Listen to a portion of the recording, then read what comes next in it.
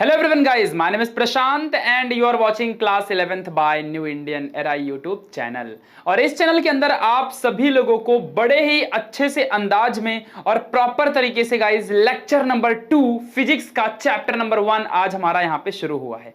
तो गाइज आज के इस वीडियो के अंदर आप सभी लोग बहुत सारी चीजों को सीखोगे और मेन इंपॉर्टेंट चीज मैं बता दूं कि इसके पहले लेक्चर 1 मैंने ऑलरेडी डाल दिया है। गाइज इस चैनल के अंदर आप सभी लोगों को फिजिक्स, केमिस्ट्री, बायो, मैथ सारे के सारे जो सेशन है पूरे के पूरे मिलेंगे, ठीक है, और एकदम क्वालिटी लेक्चर्स के साथ मिलेंगे। गाइज हम लोग सिलेबस पे ध्यान नहीं देने वाले कि सिलेबस कब कवर होगा कैसा, लेकिन हम लोग क्वालिटी पे ध्यान देंगे। हम ऐसा पढ़ाएंगे कि जब तुम पढ़ने के बाद लेक्चर निकलोगे ना, यू विल फील कि यार मुझे सब्जेक्ट आता है और मैंने कॉन्सेप्ट से एकदम ध्यान से न्यूमेरिकल्स पे ज्यादा फोकस किया है, ठीक है, क्योंकि 12th में, नीट एग्जामिनेशन में, जेई में, ये एमएसटी सीटी के एंट्रेंस एग्जामिनेशन में ये सब बहुत काम आने वाला है। क्योंकि बिना न्यूमेरिकल, बिना कॉन्सेप्ट के आप कुछ नहीं कर पाओगे, यू आर नथिंग। और मैं चाहता हूं कि मेरा पढ़ा हुआ बच्चा पूरे महाराष्ट्र में टॉप करे, क्योंकि मेरे पास जितना नॉलेज है मैं सब देना चाहता हूं।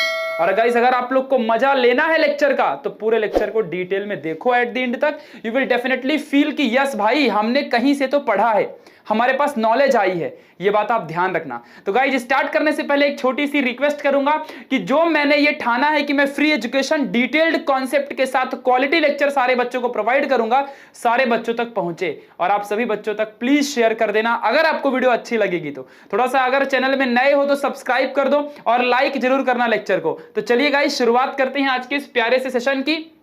आज हम लोग पढ़ेंगे पैरालेक्स मेथड और डिस्टेंस कैसे मेजर करते हैं और बहुत सारी चीजें। गाइज इसके पहले की वीडियो में हमने फिजिकल क्वांटिटी, साइंस क्या होता है यार, फिजिक्स क्या होता है यार, ये सब हमने देखा था। फिर फिजिकल क्वांटिटी पढ़ी थी, सिस्टम ऑफ यूनिट्स पढ़ा, डिराइव्ड क्वांटिटी और डिराइव्ड यूनिट्स, हमने कुछ सप्लीमेंट्री यूनिट्स के बारे में पढ़ा था जहां पे हमने प्लेन एंगल और हमने जहां पे सॉलिड एंगल के बारे में गाइज पढ़ा था। ये सारी चीजें गाइज हमने थोड़ा सा ध्यान से दी थी और अच्छे से हमने पढ़ाई की थी। आई होप आपने उन सारे सेशन को अच्छे से रिवाइज किया होगा और उनको पढ़ने के बाद आप यहां पर आए हो। फाइनली चलो अब हम शुरू करते हैं आज के अपने इस प्यारे से लेक्चर को। और धमाकेदार तरीके से आप सबसे एक छोटी सी रिक्वेस्ट है कि आप जो मैं पढ़ाता हूं उसकी नोट्स बनाओगे, क्योंकि जो बच्चा नोट्स नहीं बनाता वो जीवन में कभी आगे नहीं बढ़ सकता एजुकेशन के मामले में। क्योंकि जिस दिन एग्जाम होगी उस दिन तुम क्या लिखोगे, एक ही दिन में तुम सब पढ़ लोगे। नोट्स बनाओ खुद के हाथों से। मैं तो खुद तुम्हें free notes, free test series सब देने ही वाला हूं, लेकिन तुम खुद की नोट्स बनाओ, जो मैं यहां पढ़ाता हूं उसको लिखो, समझोगे तभी आगे बढ़ोगे, वरना कुछ नहीं होने वाला। फिर दिखावे के लिए मत पढ़ना, पढ़ो ही मत इससे अच्छा दिखावे के लिए, ध्यान रखना इस चीज को। ओके चलो नोट्स बनाओ और सब लोग कमेंट में बोलो हाँ भैया हम आपके हिसाब से चल रहे हैं और चीजें बेस्ट तरीके से करेंगे, हम धमाका करेंगे। चलो ठीक है, डेली रेगुलर पढ़ाई करने का। चलो शुरू करते हैं न्यूमेरिकल से। पेज नंबर 1 और 2 हमने खत्म कर दिया था पढ़ के। पेज नंबर 2 का न्यूमेरिकल बाकी है, ये वाला एग्जांपल नंबर 1.1 पेज नंबर 2 में तुम्हारे दिया हुआ है और उसके आगे की चीजें बाकी हैं। तो इसके पहले सॉलिड एंगल तक हमने सब पढ़ लिया था। तो चलो अब शुरू करते हैं न्यूमेरिकल, जो कि बहुत इंपॉर्टेंट है। अगर तुमने फिजिक्स पढ़ा और तुमको न्यूमेरिकल नहीं आती तो पढ़ के मतलब क्या है ना। चलो शुरू करते हैं न्यूमेरिकल की तरफ। बच्चों एक छोटी सी रिक्वेस्ट है, ये न्यूमेरिकल पढ़ाने से पहले मैं तुम लोगों को कुछ एक इंपॉर्टेंट चीज रिवाइज कराना चाहता हूं, क्योंकि जब तक तुम्हें वो नहीं आएगा ना तब तक तुम कुछ पढ़ नहीं पाओगे। तो चलो आ जाओ, मैं थोड़ा सा चीजें तुमको बता देता हूं कि देखो भाई सॉलिड एंगल क्या होता है। सॉलिड एंगल वापस से एक बार बता देता हूं कि क्या होता है। देखो मान लो तुम्हारे पास एक तरबूज है और उस तरबूज को तुमने काट के इस तरीके से निकाल लिया, ऐसे तुमने कुछ काट के और उसको ऐसे निकाल लिया, तरबूज का ऊपर कैसा नहीं कैसा कट करके निकाल लिया, समझा अच्छे से। चलो ये कोई तो पॉइंट है, मान लो ऐसे एक पॉइंट है, ठीक है। इस पॉइंट में जो ये यहां पे एंगल बन रहा है ये हमारा मान लो थीटा है। क्या है ये हमारा एंगल? थीटा है। और जो ये हमारा बच्चों एरिया है, ये एरिया हम इसको डीए बोल देंगे, नहीं का जो साइड का जो एरिया होता है। और इसके बीच का डिस्टेंस मान लो, चलो मैं कहता हूं कि मैं मान लो डी मान लिया, इसके और इसके बीच का डिस्टेंस मैंने डी मान लिया, समझा। चलो अब यहां पे जरा ध्यान देना अच्छे से। तो भाई सॉलिड एंगल क्या है? तो जो ये एरिया यहां पे उस तरबूज के कोने में सेंटर में जो एंगल बना रहा है, इमेजिन कर पा रहे हो एक तरबूज है, उसको हमने ऐसे काट के निकाला है, तो उसका कहीं तो सेंटर होगा ना, तो वो सेंटर को यहां पे थीटा माना है और वही थीटा हमारा सॉलिड एंगल कहलाएगा। फिलहाल तुम्हारे बुक में ओमेगा मानते हैं, ठीक है, ये ओमेगा होता है सॉलिड एंगल, बट चाहे थीटा से दिखाओ ओमेगा से दिखाओ, अपने को क्या करना है, अपने को कॉन्सेप्ट से मतलब है। तो गाइस इसका फॉर्मूला क्या आएगा, dA अपॉन और इस डिस्टेंस का स्क्वायर। अब बोलोगे ये कैसे आया, तो आ जाओ पहले यहां पे थोड़ा सा मैं चीजें सिखा देता हूं आपको। देखो मान लो ये नॉर्मल सर्कल है, ये 3D के लिए यूज करते हैं, ये सर्कल है और इस सर्कल का सेंटर है O, और यहां से इस तरह से एक मैंने आर्क कट कर दिया, ठीक है। तो बच्चों ये जो आर्क है इसको मैंने आर्क बोला, और यहां से लेके यहां तक का जो डिस्टेंस है मान लो r है फॉर एग्जांपल, और ये एंगल मान लो थीटा है। तो इसका फॉर्मूला क्या बनता है, angle is equal to arc upon जो हमारा डिस्टेंस होगा वो। ये हमेशा फॉर्मूला याद रखना, आज के पूरे चैप्टर में जो भी आज लेक्चर 2 हम पढ़ेंगे इसके अंदर ये पूरी चीजें आज हम यहां पे पढ़ने वाले हैं, यही फॉर्मूला। कभी भी अगर ऐसा दिखता है ना, तो जो इसके बीच का डिस्टेंस होगा वो अपॉन में, जो एंगल होगा वो साइड में, और आर्क ऊपर। ये हमारा फॉर्मूला याद रखना। यही फॉर्मूला यहां पे अप्लाई हुआ है, लेकिन ये सॉलिड एंगल है और ये प्लेन एंगल है, ये 3D में है, ये नॉर्मल 2D में है, 2 डायमेंशनल में। 2D 3D समझता है ना आपको, हाँ। तो ये जो 3D में है, तो ये DA हमारा 3D में, इसलिए यहां पे नीचे डिस्टेंस का हमेशा स्क्वायर लेना, ये भूलना मत, हमेशा डिस्टेंस का स्क्वायर होना मांगता है। जो डिस्टेंस होगा ना सेंटर से लेके बाहर के एरिया तक का तरबूज का, वो डिस्टेंस D होगा, ठीक है, और ऊपर का एरिया DA होगा। ये हमेशा सॉलिड एंगल की बातें याद रखो। तो आई होप आपको इतना समझा होगा, ये मैंने पहले भी आपको कल के लेक्चर में समझाया था। अब आ जाओ हम फॉर्मूला में, यहां पे सॉरी क्वेश्चन पे ध्यान देते हैं। बच्चों फोकस करना, डिटेल में क्वेश्चन पढ़ेंगे। Example 1.1, what is the solid angle. देखो क्वेश्चन पूछ लिया ना, अब जिस बच्चे को सॉलिड एंगल ही नहीं पता वो क्या खाक सॉल्व करेगा इस क्वेश्चन को। इसलिए कहते हैं बच्चों कि थियरी बहुत जरूरी है न्यूमेरिकल के लिए, ध्यान रखना। तो solid angle subtended by the moon, यानी कि इस बार मून ने सॉलिड एंगल बनाया है। तो यहां पे जरा देखो, यहां पे this area has been subtended the angle, मतलब इस एरिया ने एंगल यहां पे सबटेंड किया था, ये एरिया है और इसने इस पॉइंट में एंगल सबटेंड किया है, मतलब बनाया है। सबटेंड का मतलब बनाना। तो यहां पर सबटेंडेड बाय द मून, यानी कि जो भी सॉलिड एंगल किधर तो बन रहा है, आगे पढ़ेंगे, तो उसको मून ने बनाया है। At any point on earth, चलो मिल गया पॉइंट, आ जाओ। यानी कि बच्चों सपोज दिस इज आर अर्थ, प्यारा सा गोलू मोलू छोटा सा ये अर्थ है, और ये हमारा एक मून है, दिस इज द मून। और इस मून ने क्या किया है, इस मून ने अपने इस एरिया से और यहां से इस एरिया से, ये मून है, और इस मून ने यहां पे इस पॉइंट में अर्थ के एक एंगल सबटेंड कर दिया। Are you getting my point और नॉट। मैं तुम बच्चों को क्या कह रहा हूं, इस बात को ध्यान देना। ये एंगल को यहां पे सबटेंड किया, ये अर्थ के किसी भी पॉइंट पे, पढ़ो ना लाइन, आपको समझ गया होगा मैं क्या कर रहा हूं। Moon has been subtended the solid angle on the any point on the earth, any point on the earth, given the diameter of the moon. Moon का डायमीटर बच्चों दिया हुआ है, मून का डायमीटर कितना दिया है, 3474 किलोमीटर। चलो आ जाओ यहां पे देखा था तुम लोग को, मून का डायमीटर दिया है बच्चों। ये मून है तो डायमीटर क्या होता है, पूरा का पूरा ये डायमीटर कहलाता है। तो मून का जो डायमीटर है वो हमको पता है, कितना पता है मून का डायमीटर, 3474 किलोमीटर। इस बात को ध्यान देना, मून का diameter. And it's distance from the अर्थ, यानी कि अर्थ से इसका डिस्टेंस, तो यहां से देखो अर्थ से इसका distance d is equal to 3.84 into 10⁸ metre. ये हमारा मून और अर्थ के बीच का डिस्टेंस है, मैंने d मान लिया, ठीक है, ये हमारा दिया हुआ है। तो पूछा क्या है, what is the solid angle, मतलब इस ये कितना होगा, ये पूछ लिया। तो अब आपको तो समझ गया रहेगा ना बच्चों कि इसका पूरा एरिया, यानी अगर मुझे मून का एरिया मिल गया, क्योंकि देखो ना सॉलिड एंगल का फॉर्मूला क्या होता है बच्चों, एरिया अपॉन डिस्टेंस का square is equal to theta. तो यही यहां पे लगाओगे ना, एरिया अपॉन में इसका डिस्टेंस इक्वल टू ये, यानी कि थीटा इज इक्वल टू पूरे मून का एरिया। ये बच्चों डायमीटर है, ये एरिया नहीं है, अपने को मून का एरिया निकालना पड़ेगा। तो एरिया ऑफ द मून, ध्यान दो अच्छे से बच्चों please, area of the moon divided by distance between the earth and the moon और थीटा का इक्वल, यही है। चलो आ जाओ, अब हम इसको यहां पे लिखते हैं, समझा ना, एरिया अपॉन ये this upon this equal to this, समझा। देखो दिस अपॉन दिस इसका एरिया अपॉन दिस, ठीक है, इक्वल टू दिस, समझो अच्छे से। तो इस बात को ध्यान रखना। आ जाओ, गिवन डेटा क्या दिया है भाई, गिवन डेटा क्या दिया है फटाफट, तुम्हारे सॉल्व एग्जांपल में कुछ भी सॉल्व किया है, अपने को ऐसा समझाया ही नहीं है, अपना बुक अगर समझाने लगे तो बच्चे ट्यूशन क्यों लगाएंगे। चलो यहां देखो अच्छे से, तो गिवन क्या दिया हुआ है बच्चों, यहां पे जरा ध्यान दो अच्छे से, डिस्टेंस बिटवीन मून एंड अर्थ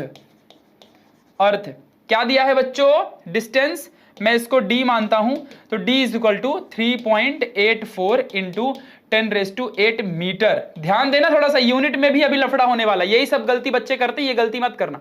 तो ये दिया हुआ है, आगे देखते हैं क्या दिया है, डायमीटर। तो डायमीटर इज इक्वल टू कितना दिया है, 3474 किलोमीटर। अब थोड़ा ध्यान दो भाई, डायमीटर किलोमीटर में दिया है और यहां पर ये जो डिस्टेंस है वो मीटर में है। आपको लगता नहीं कुछ तो लफड़ा है इसमें, कुछ तो लफड़ा लग रहा है भाई, अपने को कुछ तो इसमें बदलना पड़ेगा, दोनों यूनिट को सेम रखना पड़ेगा।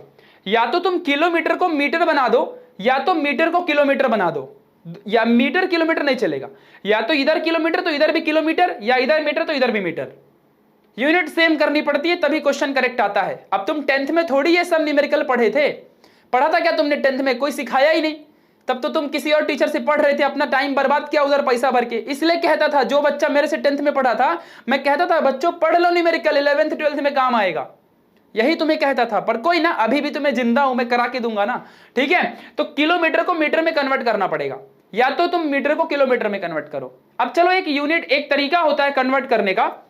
यहां पे क्या करना होता है, कभी भी एक बात ध्यान दो, यहां पे लिख के देता हूं कि 1 kilometre is equal to 1000 metre, ये बात आपको ध्यान रखनी है, ठीक है। तो यहां पे अब हम क्या करेंगे, 3.84 इंटू 10⁸। अब एक मीटर है ना, मीटर से किलोमीटर में कन्वर्ट करना है तो डिवाइड बाय 1000 करेंगे। अब तुम बताओ ना, अगर मैंने तुमसे बोल दिया कि 1 kilometre is equal to 1000 metre, तो 2 किलोमीटर इज इक्वल टू कितना metre, 2000, 3 kilometre is equal to कितना मीटर, 3000। लेकिन अगर मैंने कह दिया कि 500 मीटर इज इक्वल टू कितना किलोमीटर, तो डिवाइड बाय 1000 करोगे ना। जब इधर से, जब किलोमीटर से मीटर में कन्वर्ट करना रहेगा तो 1000 से मल्टीप्लाई, जब मीटर से किलोमीटर में आना रहेगा तो 1000 से डिवाइड। ये हम 7वीं 8वीं में सीखे थे, बच्चों जैसा खेल है। तो यहां पे क्या करोगे, इसको थोड़ा सा मैं साइड में लिख देता, ओ शिट, ठीक है। चलो ये अभी साइड में हटेगा नहीं, वरना मैं इसको हटा देता। चलो इसको डिलीट ही मार देता हूं, बाद में लिखता हूं, ठीक है। आ जाओ, तो इसको क्या करूंगा यहाँ पे, तो अपने को यहाँ पे क्या करना पड़ेगा बच्चों, डिवाइड करना पड़ेगा, इससे अपने को 1000 से डिवाइड करना पड़ेगा, तब जाके ये किलोमीटर में कन्वर्ट हो जाएगा। समझा, ध्यान देना अच्छे से। तो 3.84 इंटू 10⁸, ये 1000 को मैं 10⁻³ लिख सकता हूं क्या, लिख सकता हूं, और किलोमीटर। चलो क्या बच्चों, अब तुमको एक मैथमेटिक्स सिखाने जा रहा हूं मैं। यहां पे जरा सब लोग ध्यान दो अच्छे से, यहां पे थोड़ा सा कहीं भी लिख देता हूं, देखो यहां पे लिख देता हूं। देखो अगर मान लो 1/10⁻² है, तो तुम इस 10⁻² को ऊपर लेके जा सकते हो, तो 1 इंटू 10⁻² हो जाएगा ये, ठीक है। अगर मान लो यहाँ पे 3/10⁵ है, तो तुम इसको 10⁵ को ऊपर ले जा सकते हो, तो 3 इंटू 10⁻⁵ हो जाएगा। तो वैसे ही अगर ये 10⁻³ ऊपर जाएगा तो क्या हो जाएगा, 3.84 इंटू, ये मैं एक एक चीज करवा रहा हूं, वरना मैं एक ही लाइन में लिख देता, कसम से कह रहा हूं। तो 3.84 इंटू 10⁸ इंटू 10⁻³ किलोमीटर। समझा बच्चों मैं क्या कह रहा हूं, ध्यान देना अच्छे से। हाँ चलो आगे बढ़ते हैं। अब इसको भी तुम आगे सॉल्व कर सकते हो। अब ये देखो, ये जो नीचे दिया हो इसका भी मैथमेटिक्स है। अब अगर बेस सेम होता है, लिख लो कहीं ये चीज, ये छोटा मोटा कैलकुलेशन का पार्ट है, ये नहीं आएगा ना, लफड़ा हो जाएगा ये कैलकुलेशन। 3.84 मिल गया, लेकिन इसका क्या करोगे, दो दो लिख के रखोगे, नहीं आगे सॉल्व करना रहता है। तो 10 इंटू 10, यहां देखो बेस सेम, बेस क्या होता है तुमको यही नहीं मालूम रहेगा, आज सिखाता हूं। देखो कभी भी एक बात ध्यान देना, अगर मान लो 1/10⁻³ है, तो इसका मतलब 1 इंटू 10⁻³ लिख सकते हो। अगर मान लो पहले से ही 10⁻⁴ दे दिया तो 2 इंटू 10⁻, ये यहाँ पे 4 हो जाएगा, ये ऊपर जाके तुम मल्टीप्लाई कर सकते हो। उसी तरह से बच्चा, अगर मान लो 10⁻² है और इंटू 10⁻³ है, तो ये बेस सेम है तो पावर हमेशा ऐड हो जाती है, तो क्या आएगा 10⁻⁵।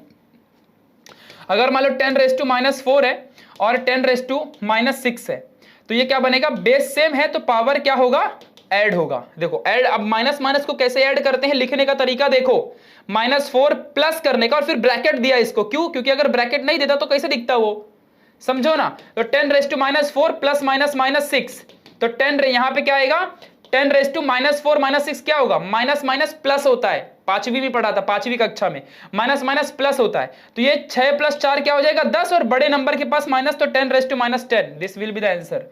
तो इसका आंसर क्या आएगा, ये आएगा। समझा अच्छे से, इस बात को ध्यान रखो। तो अभी हमारे सामने कौन सी प्रॉब्लम है, 10 raise to 8 into 10 raise to -3। तो 10 raise to 8 into 10 raise to -3 का मतलब 10 raise to 8 plus 10 raise to -3, 10 raise to 8 minus plus minus minus, तो -3, 10 8 में से 3 गया तो 5, 10 रेज टू 5 आएगा यहाँ पे। तो जिस बच्चे को आता था वो तो ठीक है, बट जिसको नहीं आता था, तो ये मैं बच्चों वाला बेसिक मैथमेटिक्स भी सिखा दिया तुमको।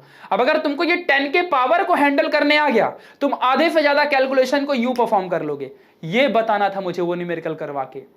समझा, ये सब तुमको नहीं आता है, इसलिए तुम बच्चों को न्यूमेरिकल नहीं आता, पर मैं जिंदा हूं यार, तुम्हारा प्रशांत भाई जिंदा है, तो क्या चाहिए यार अब तुमको। ठीक है, तो इस बात को ध्यान दो अच्छे से।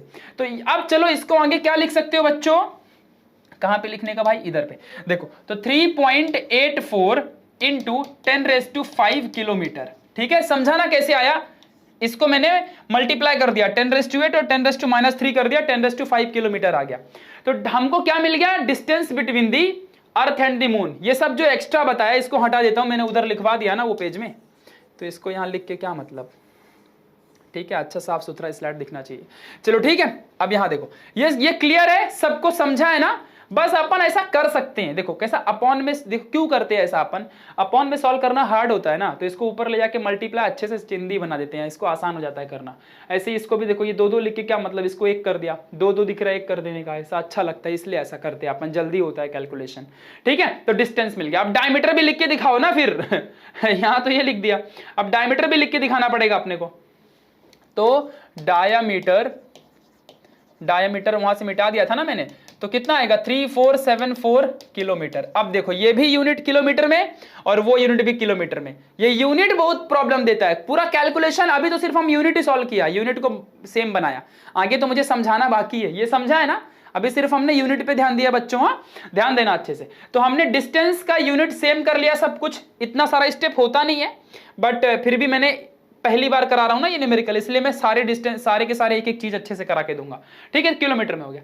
अब बच्चों तुम मुझे बताओ कि ये जो डायमीटर है और ये जो डिस्टेंस है हमको सब मिल गया, अब हमको चाहिए क्या, ये एंगल। तो फॉर्मूला तुमको मालूम है, here solid angle theta has to calculate. तो वी नो दैट, हमें पता है, वी नो दैट कि solid angle theta is equal to area of moon divided by distance between the, यही होगा ना बच्चों, distance between moon and earth, और उसका स्क्वायर।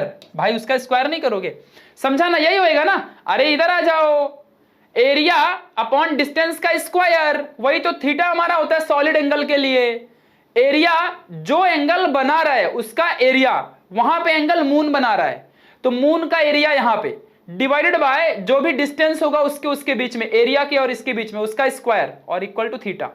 तो यही लिखा ना मैंने, solid angle theta is equal to moon का एरिया, क्योंकि इधर पे मून एरिया बना रहा है, ठीक है, और डिवाइडेड बाय दोनों के बीच का डिस्टेंस का स्क्वायर। ये मत भूलना, स्क्वायर, ये ऐसे आता है बच्चों। चलो अब आगे सॉल्व करते हैं। तो theta is equal to area of moon क्या होगा। अब यहां पे समस्या आ गई बच्चों, यही प्रॉब्लम है कि ये मून का ये डायमीटर है बच्चों, हमको पूरे इसका एरिया मांगता है, ये पूरे मून का एरिया मांगता है अपने को। ये एरिया कितना है, ये तो डायमीटर है ना बच्चों, हमको एरिया चाहिए। तो मून कैसा दिखता है बच्चों, डिस्क के जैसा, डिस्क, DISC, डिस्क। कैसेट आती ना, कैसेट लगाते हो डीवीडी में, मूवी देखते हो, फिर डिस्क है ये, डिस्क। समझा अच्छे से मैं क्या कह रहा हूं, तो डिस्क जैसा दिखता है। तो डिस्क का एरिया कितना होता है, एरिया ऑफ द मून मतलब वो डिस्क जैसा है, तो एरिया ऑफ डिस्क क्या होगा यहाँ पे, पाई आर स्क्वायर होगा। ये मेंसुरेशन में क्लास 10th के ज्योमेट्री में पढ़ा था, बट नहीं पढ़ा तो मैंने बता दिया, याद कहीं लिख लो ना, area of disc is equal to pi r square, और जो मून है वो डिस्क के जैसा है, मून पूरा डिस्क के जैसा है ना, अर्थ भी डिस्क जैसा है, गोल गोल स्फीयर जैसा, ठीक है। तो पाई आर का स्क्वायर अपॉन डिस्टेंस कितना दिया है between the moon and earth बच्चों, distance between the moon and earth कितना है, किलोमीटर में है, 3.84 इंटू 10⁵, तो यहां लिख लो 3.84 इंटू 10⁵, और उसका होल स्क्वायर नहीं करोगे बच्चों, होल स्क्वायर नहीं करोगे, ध्यान देना, स्क्वायर देना मत भूलना। चलो अब आगे सॉल्व करते हैं। तो ये पाई आर का स्क्वायर, तो पाई की वैल्यू कितनी होती है बच्चों, पाई की वैल्यू 3.1415 होती है, और इंटू आर का स्क्वायर दे दिया यार, तो आर के जगह में क्या डालने का, ये लफड़ा आ रहा है, और 3.84 इंटू 10⁵ का स्क्वायर है, तो इसको कैसे सॉल्व करोगे, देखो यहां पे, तो 3.84 इंटू 10⁵, अब स्क्वायर है तो एक बार और करो, अब मान लो x का स्क्वायर होता है तो x इंटू एक्स होगा ना, तो वैसे ही अगर इसका स्क्वायर है तो इसको 2 बार यहां लिख देने का, बात ही खत्म। अब से याद रहेगा कैसे कैलकुलेशन करना है, ये सब याद करते चलो कि कैसे कैलकुलेट भैया कर रहे हैं। अब ये r कहां से मिलेगा, थीटा तो कैलकुलेट होने आ गया, सॉलिड एंगल मिलने वाला है, आंसर आने वाला है, समझा ना कितना चिंदी है, एक एक कॉन्सेप्ट को समझा रहा हूं इसलिए टाइम लग रहा है, वरना 2 मिनट में सॉल्व होता है। तो r का स्क्वायर, r कहां से मिलेगा यार, लफड़ा हो गया, ये साला डायमीटर दिया है, तो ये मून का एरिया था ना, तो मून का डायमीटर दिया है, डायमीटर से एरिया निकालेंगे, डायमीटर से एरिया निकालेंगे, चल बोल भाई, बोले बजरंग बली की जय। तो डायमीटर दिया हुआ है, डायमीटर दिया हुआ है, तो हम सबको पता है कि diameter is equal to, sorry, radius का फॉर्मूला क्या होता है, radius is equal to diameter upon half, है ना, डायमीटर अपॉन हाफ होता है ना, बचपन में पढ़ा था, तो यहां से निकाल लो 3474 अपॉन 2, तो इसको सॉल्व करो। अब मैं इसको कैलकुलेट ऐसे नहीं करने वाला, तो यहां पर मैं फटाफट देख लेता हूं कि भाई कितना दिया हुआ है, फटाफट देख लेता हूं, तो यहां पे कितना आएगा 1737, है ना, कैलकुलेट कर लेने का, अब उसमें इतना टाइम वेस्ट थोड़ी करना, ये तो तुमको भी आता है, नहीं कर लोगे, मैं देख लेता हूं ना, क्यों 1 घंटा कैलकुलेट करके बैठूंगा, अपने को फटाफट करना है, वीडियो बना रहा हूं ना यार, समझा करो। तो r इज इक्वल टू 1737 आ जाएगा, समझा अच्छे से, तो रेडियस मिल गया, अब यही रेडियस यहां पुट कर दो, ठीक है। तो 3.1415 इंटू आर का स्क्वायर 1737, एक काम करता हूं ना, इसको क्यों दोबारा लिखूंगा, इसी चीज को छाप के यहीं पे वैल्यू डाल देता हूं ना, तो 1737 का होल स्क्वायर, समझा अच्छे से बच्चों, और यहां पे क्या आएगा 1737 इंटू 1737 2 बार लिख दिया, अब समझ में आ गया। इसको क्या करता हूं 3.84 इंटू, और इस 3.84 को इसी के साथ लिख देता हूं, समझा ना, मल्टीप्लाई में, अब मान लो 3 इंटू 4 इंटू 5 इंटू 6 है, तो तुम चाहो तो 5 और 3 को साथ में लिख सकते हो, 4 और 6 को साथ में लिख सकते हो, तुम्हारी मर्जी, लिखने का तरीका है अपना अपना, और ये 10 को और 10 को एक साथ लिख देने का कभी भी, तो 10⁵ इंटू 10⁵, आपको समझ गया होगा इसका क्या होने वाला है। ठीक है, चलो अब आगे कैलकुलेट करते हैं बच्चों, और 2 मिनट में आंसर निकालेंगे। अब थोड़ा कैलकुलेशन बड़ा हो जाएगा, यहां काम आएगा लॉग टेबल, उसके बिना काम नहीं चलेगा, और लॉग टेबल मैंने अब तक सिखाया नहीं है, लॉग टेबल की अलग से वीडियो बनानी पड़ेगी, लॉग टेबल के 3 से 4 वीडियो बनेंगे, 1-1 घंटे के, 4 घंटे लगेंगे लॉग टेबल सीखने में, और जब मैं सिखा दूंगा एक बार लॉग टेबल, तो ये सब कैलकुलेशन चिंदी हो जाएगा। एक लॉग टेबल आती है बच्चों, वो लॉग टेबल तुम्हारे बोर्ड एग्जाम में भी मिलता है, तो लॉग टेबल अगर नहीं आएगा तो इतने बड़े कैलकुलेशन तुम सॉल्व नहीं कर पाओगे। तो अभी तो फिलहाल मैं कैलकुलेटर से कर दूंगा, यहाँ तक समझ गया ना, अब इसके आगे बस कैलकुलेशन करके आंसर निकालना है, तो लॉग टेबल सिखाऊंगा, फिर उसके बाद तुम्हें पूरा कैलकुलेशन आ जाएगा। अभी फिलहाल के लिए कॉन्सेप्ट क्लियर है ना, सब कुछ नहीं क्लियर रहेगा तो वापस रिवाइंड करके वीडियो देखने का, ठीक है। चलो आ जाओ, हम आगे बढ़ते हैं। तो इसको अब थोड़ा सॉल्व करेंगे, अब इसको मल्टीप्लाई करो, बड़ा है तो क्या करेंगे, मल्टीप्लाई करो, इसको भी मल्टीप्लाई करो, इसको भी करो, सब मल्टीप्लाई करो।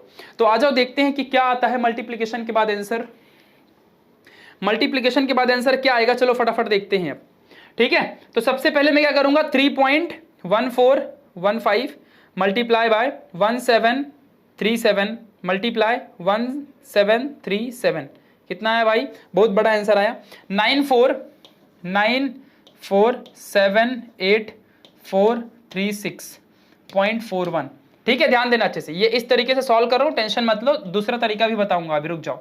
फिर दूसरा क्या है 3.84 मल्टीप्लाई बाय 3.84, कितना आया 14.7456। अब देखो ऊपर का पूरा ये आ गया वैल्यू, और नीचे का ये 10⁵ क्या होगा 10⁻10 हो जाएगा, समझा। अब आगे सॉल्व करते हैं। अब बच्चों ध्यान दो, अब इसको डिवाइड बाय ये करना है, तो 9478 436.41 डिवाइडेड बाय 14.7456 इक्वल टू 642,797 ठीक है। और ये 10⁻10 जो है, क्या मैं इसको ऊपर ले जाके 10⁻−10 कर सकता हूं? हाँ कर सकता हूं, समझा ना। जब मैंने इसको और इसको डिवाइड किया बच्चों तो ये मिला, फिर नीचे 10⁻10 बचेगा ना, तो इसको ऊपर ले जाके -10 कर दिया।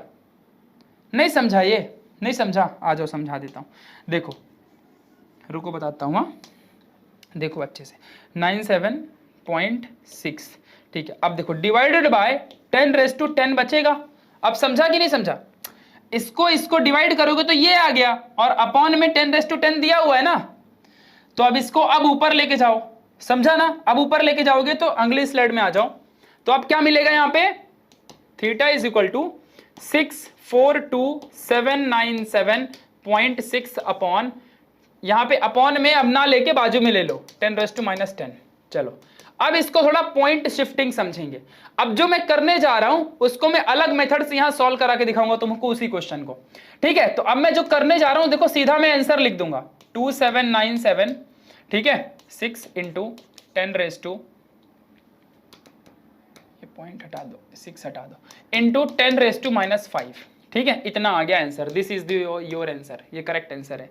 तुम्हारे बुक में भी यही दिया रहेगा शायद, हाँ 4275 जो भी है यही दिया हुआ है। चलो करेक्ट है, समझा। This is the your final answer. ये स्टार रेडियन का डिग्री है, मतलब ये यूनिट है।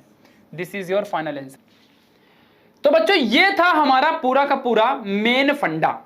इस तरीके से हमने इस क्वेश्चन को सॉल्व किया, ये हमारा आंसर था।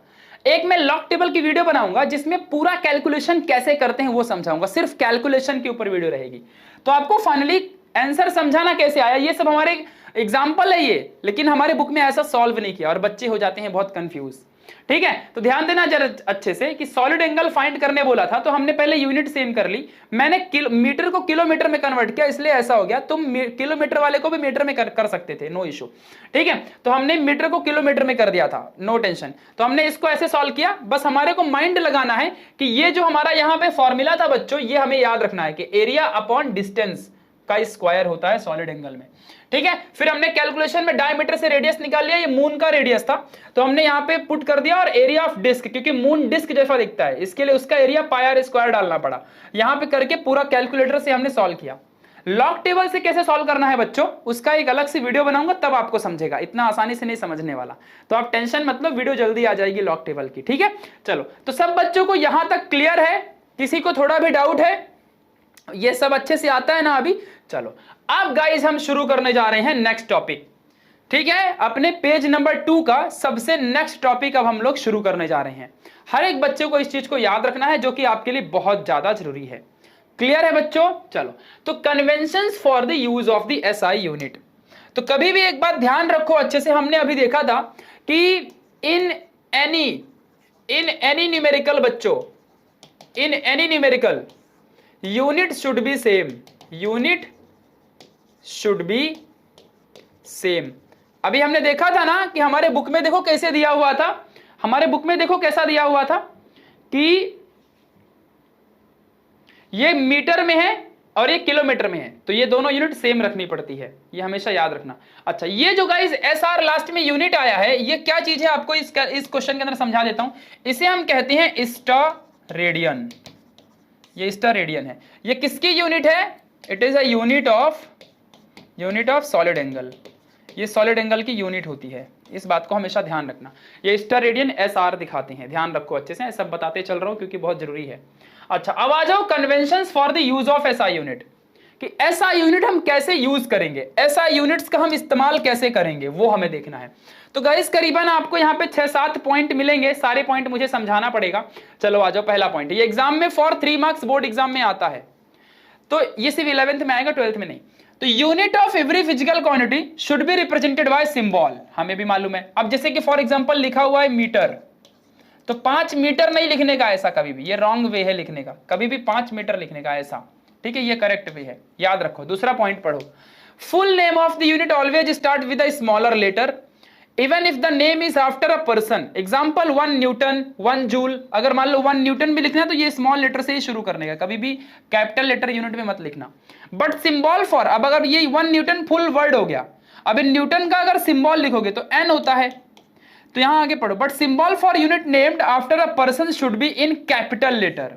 अब जैसे कि अगर मान लो तुमने लिखा 1 न्यूटन, तो अगर तुम 1 न्यूटन ऐसे लिखते हो तो ये this should be small, but अगर तुम लिखते हो न्यूटन का सिंबल तो तुम्हें लिखना पड़ेगा कैपिटल में, दैट इज 1 न्यूटन। ये ध्यान रखना, अगर तुम न्यूटन का सिंबल लिखोगे तो कैपिटल में, पर्सन का नाम है, सिर्फ पर्सन का नाम, वरना ये स्मॉल में ही रहता है। अब ऐसा मत लिख देना कि 5 मीटर, मीटर किसी इंसान का नाम होता है क्या? नहीं। तो न्यूटन एक इंसान का नाम है, और उसके जैसे जूल एक इंसान का नाम है, तो उसके नाम पे जब तुम कोई यूनिट लिखोगे ना तो कैपिटल में होनी चाहिए, नॉर्मल तो फिर स्मॉल में ही रहेगी, और अगर वर्ड से लिखते हो डायरेक्टली तो वो न्यूटन एन रहेगा। समझा? अच्छे से ध्यान रखना, बहुत आसान है। Next point 3, symbol for unit do not take plural forms, for example force of 20 newton and not 20 newtons. Plural में कभी मत लिख देना, या 20 न्यूटन्स में एनएस, है ना, ऐसा मत लिखना। मतलब कि कभी भी प्लूरल में यूनिट नहीं लिखते, जैसे कि ऐसे मत लिख दो कि 5 metres, metres, Y metres, wrong है, कभी भी प्लूरल मत लिखना, सिंगुलर रखने का। Next point, symbol for unit does not contain any full stops at the end, ध्यान दो जरा अच्छे से, of recommended letter, example 25 kg and not 25 kg। मतलब कि कभी भी जैसे कि तुमने लिखा 5 मीटर, तो उसके बाद तुम ऐसा फुल स्टॉप नहीं दे सकते, जो पूरा सेंटेंस है उसका फुल स्टॉप रहेगा। ऐसा नहीं कि तुम इसका भी फुल स्टॉप दो फिर इसका एक और फुल स्टॉप। सपोज मैंने बोला कि length of pen is 5 metre, ठीक है, तो ये पूरे सेंटेंस का फुल स्टॉप हो गया। और आप बोलोगे कि 5 मीटर का भी फुल स्टॉप दे दूं, तो ऐसे थोड़ी चलेगा, सिर्फ एक ही फुल स्टॉप होता है कभी भी। अब आगे बढ़ते हैं, the unit of physical quantity, अब इसका देखो, the unit of physical quantities in numerator and denominator should be written as 1 ratio. For example the SI unit of acceleration is metre per second square, so metre per second square, but not like this. देखो कहने का मतलब ये है कि suppose that अगर तुमने acceleration जैसे कि मान लो निकाल रहे हो, तो इसका फॉर्मूला होता है वेलोसिटी अपॉन टाइम, और वेलोसिटी की यूनिट होती है मीटर अपॉन सेकंड, और टाइम का भी सेकंड। तुम ऐसे ही नहीं छोड़ सकते यूनिट। देखो वेलोसिटी की यूनिट ये होती है, वेलोसिटी की यूनिट है, और ये टाइम की यूनिट है, तुम इसको ऐसे नहीं छोड़ सकते। तुम इस देखो, अब तुम बोलोगे भैया हम इसको ऐसे लिखेंगे मीटर पर सेकंड, ये रॉन्ग तरीका है लिखने का। कैसे लिखोगे इसको? मीटर पर सेकंड का स्क्वायर, ऐसे, ये नीचे मल्टीप्लाई हो जाएगा। या तो तुम इसको ऐसे भी लिख सकते हो, अभी देखो ये मीटर अपॉन सेकंड का स्क्वायर है ना, इसको ऊपर लेके जाओ तो सेकंड -2 हो जाएगा। समझा अच्छे से मैं क्या कह रहा हूं? तो ऐसे भी लिख सकते हो, ठीक है, ऐसे भी लिख सकते हो, बट ऐसे मत लिखना कि तुम ऐसा कर दो, मीटर पर सेकंड है और अपॉन में सेकंड है, तो तुम ऐसा इसको कर दो, मीटर पर सेकंड, है ना, और इस सेकंड को और नीचे ऐसे ही सेकंड में रहने दो। या तो मान लो तुम, चलो इस चीज को ऐसे लिख रहे हो, मान लो इस चीज को तुम अब ऐसे लिख रहे हो, तो मीटर पर सेकंड और यहां पे सेकंड, ऐसे मत कर दो, you can't right like this, ठीक है। तुमको ना इसको ऊपर लेके जाना पड़ेगा और देन तुमको इसको सॉल्व करना पड़ेगा, तो ये कुछ इस तरीके से सॉल्व होगा, इस बात को ध्यान रखना। मतलब सिंपल यार, ऐसा लिखना है, बात ही खत्म, ठीक है। क्या इसमें दुनियादारी सिखा रहे हैं, हम लोग भी इसको बचपन में जानते हैं। पॉइंट 6, यूज ऑफ द, मतलब ये जो कन्वेंशन तुम सीख रहे हो ना, ये जो तुम कन्वेंशन सीख रहे हो, कन्वेंशन का मतलब होता है कि यूनिट को कैसे लिखना है, कैसे यूज करना है, वरना यहां पे मार्क्स कट जाता है बोर्ड एग्जाम में, ठीक है। Use of the combination of units and symbol for unit is avoided when physical quantity is expressed by the combination of 2 example. देखो यहाँ पे अच्छे से, द यूनिट जूल पर केजी कूल, और यहाँ पे जूल पर केजी कूल नहीं भाई, केल्विन है वो, इज करेक्ट वाइल जूल पर केजी और केल्विन इज नॉट करेक्ट। अब देखो कहने का मतलब क्या है कि कभी भी मान लो जैसे कि 2 यूनिट तुम एक साथ मिला रहे हो, 2 यूनिट्स तुम एक साथ लिखने जा रहे हो, 2 यूनिट्स तुम एक साथ लिखने जा रहे हो, जैसे कि देखो जूल पर केजी और केल्विन। देखो अब जैसे कि केल्विन क्या है, यहाँ पे ये टेम्परेचर है, केल्विन टेम्परेचर का यूनिट है, केजी मास का यूनिट है, और जूल हीट का यूनिट है, ठीक है। तो कभी भी अगर ऐसा लिखो तो ये करेक्ट है, लेकिन तुम इस जूल को जूल मत कर दो, ऐसा कैपिटल में मत लिख देना, और पर केजी ऐसा मत कर दो, दिस इज रॉन्ग। कभी भी लिखने का तो सिंबल में लिखने का, नाम में लिखने का नहीं, कभी भी ऐसे नाम में लिखने का नहीं। ठीक है, ध्यान रखो अच्छे से। आगे बढ़ते हैं, नेक्स्ट है the prefix symbol is used before the symbol of the unit, thus prefix symbol and unit symbol constitute a new symbol for the unit which can be raised to the positive or negative power of the 10। ये क्या कह रहा है, अब मैं आपको थोड़ा simple में समझा देता हूं, वो जो कह रहा है उसको मारो गोली। यहां देखो, कभी भी अगर मान लो 1 ms दिया है तो 1 ms का मतलब क्या होगा कि मिली सेकेंड है, और उसको तुम लोग कैसे लिखोगे, देखो यहां पे ध्यान से। अब मान लो 1 मिली सेकेंड है तो इसको कैसे लिखोगे, तो 10⁻³ होता है 1 मिली सेकेंड, ये आपको याद करना पड़ेगा, याद भी कर लो, हमारे लिए फायदेमंद है ये। तो 1 मिली सेकेंड हमेशा 10⁻³ सेकेंड होता है, ध्यान रखो अच्छे से। तो यहां पे जो सेकेंड है तो सिर्फ ऐसे ही आएगा, यहां पे ऐसे मत कर देना -3 मिली सेकेंड, ऐसे मत लिख देना, क्योंकि m का मतलब तो तुमने ऑलरेडी 10⁻³ में लिख दिया ना, तो ये ऐसे लिखना, ध्यान रखो, प्रीफिक्स मत लिख देना दोबारा। सपोज एग्जांपल 1 माइक्रो सेकेंड है, ये इसे म्यू कहते हैं, इस सिंबल को म्यू कहते हैं, म्यू मतलब माइक्रोन, तो इसका मतलब 10⁻6 होता है, ये आपको याद करना पड़ेगा, मैं आगे लिखवाऊंगा अभी। ठीक है, तो अगर तुमने 10⁻6 सेकेंड होता है ना इसका मतलब, तो सिर्फ सेकेंड आएगा, उस म्यू को वापस मत लिख देना, मतलब ऐसे मत लिख देना कि 1 micron is equal to 10⁻6 micron per second. ये क्या लिख रहे हो, ये गलत चीज है। जब तुमने 10⁻6 लिख दिया तो इस सिंबल को क्यों लिख रहे हो, सिर्फ सेकेंड आएगा ना, सिर्फ ये आएगा, ये नहीं आएगा, समझा अच्छे से, तो प्रीफिक्स नहीं लिखना होता। और इसी तरह अगर मान लो 10⁻6 दिया हुआ है और तुम सबको पता है कि 10⁻6 का मतलब 1 माइक्रोन होता है, ये थोड़ा सा गिवन डेटा है, याद कर लो ये। ठीक है, ये रियलिटी अच्छी चीज लिखी, जैसे 1 नैनो इज 10⁻9 होता है, याद रखने का। ठीक है, तो 10⁻6 1 micron and not 1 MMS। MMS मतलब वो MMS नहीं, ठीक है, MMS मतलब 10⁻6 अगर लिखा है तो इसका मतलब ये नहीं कि तुम यहाँ पे 1 M भी लिखो फिर और एक M लिखो, सिर्फ ऐसे लिखो, दिस इज रॉन्ग। सिर्फ चुपचाप ऐसे लिखने का भाई, 1 माइक्रोन बोला ना तो 10⁻6 माइक्रोन मतलब सेकंड, सिर्फ माइक्रोन के जगह में, इस माइक्रोन के जगह में तुमने 10⁻6 लिखा है, बस इतना याद रखो, तो ऐसे लिखने का, बाकी सब रॉन्ग है, बात खत्म। करेक्ट क्या है वो जान लो, रॉन्ग बस, वैसे भी सबका काम नहीं आने वाला इतना, इसलिए मैंने फटाफट ले लिया इसको, समझा, बस बुक में एग्जाम में आता है इसलिए आपको याद रखना पड़ेगा। चलो ऐसे लास्ट वाला है कि कभी भी स्पेस, अब जैसे कि मान लो तुम लोग मीटर पर सेकंड लिख रहे हो, तो अगर मान लो तुम, इसका मीनिंग क्या होता है जानते हो, इसका मीनिंग मीटर पर सेकंड होता है, तो इसके पावर में कुछ नहीं तो 1 है ना, तो मीटर और तुम इसको ऊपर जाके -1 लिख दोगे, ऐसा लिख सकते हो तुम, ये भी करेक्ट है, ये भी करेक्ट है, ये भी करेक्ट है, सब करेक्ट है। मीटर पर सेकंड वेलोसिटी का यूनिट है, वेलोसिटी के सारे करेक्ट यूनिट है। मीटर पर सेकंड, इसको तुम मीटर पर सेकंड, पावर यहाँ कुछ नहीं तो 1 होता है, और इसको ऊपर लेके जाओगे तो -1, बीच में मल्टीप्लाई होता है। ठीक है, लेकिन तुम इसको ऐसा इस तरीके से नहीं लिख सकते है, क्यों, क्योंकि अगर तुम ऐसा लिखोगे तो सबको क्या लगेगा कि तुमने मिली सेकंड लिख दिया, मिली पर सेकंड, है ना, सबको लगेगा। अभी हमने देखा था ना 1 milli second is equal to 10⁻³ second, ऐसा होता है ना, ऐसा होता है ना, तो ऐसा सबको लगेगा। इसीलिए कभी भी जब तुम ऐसे लिख के दिखाओगे, बीच में एक हाइफन देने का, देखो बीच में क्या देने का, एक हाइफन देने का, समझा अच्छे से। या तो अगर तुमको ऐसे लिखना ही है तो फिर क्या करो, थोड़ा सा गैप दो, थोड़ा सा गैप दो, ऐसे मत लिख दो, इतना पास में मत लिख दो, पास में मत लिख, थोड़ा सा बीच में गैप दो, या तो फिर गैप मत दो तो हाइफन दे दो, बस करेक्ट हो जाएगा। जैसे कि मान लो अगर ये ऐसा लिख रहे हो, ये ऊपर लेके गए, तुम लिख सकते हो, तो बीच में गैप दो या फिर बीच में हाइफन दो, बस इतना ध्यान रखना। क्लियर है, तो बस हम लोग तो भाई फटाफट में ऐसा ही लिखते हैं, अपने को क्या है इतना, कोई मार्क्स नहीं काटता इतना, ठीक है, बट समझा कि नहीं समझा क्या कह रहा हूं मैं, ध्यान रखने का। क्लियर है ना मैं जो कह रहा हूं, तो यूनिट वगैरह समझ में आ रही कि नहीं समझ में आ रही है, सब मैं क्या कर रहा हूं, सब मैथमेटिक्स है, मैथ्स फिजिक्स को समझने के लिए मैथ्स बनाया गया है बच्चों, तो ये नीचे ऊपर लेके जाते हैं हम लोग यूनिट के बारे में। यार बस यूनिट कैसे करना है, एक बार वीडियो देखोगे और समझ जाएगा, फर्स्ट टाइम है इसलिए नहीं समझ रहा होगा शायद। चलो अब आ जाओ मेजरमेंट ऑफ लेंथ की बात करते हैं।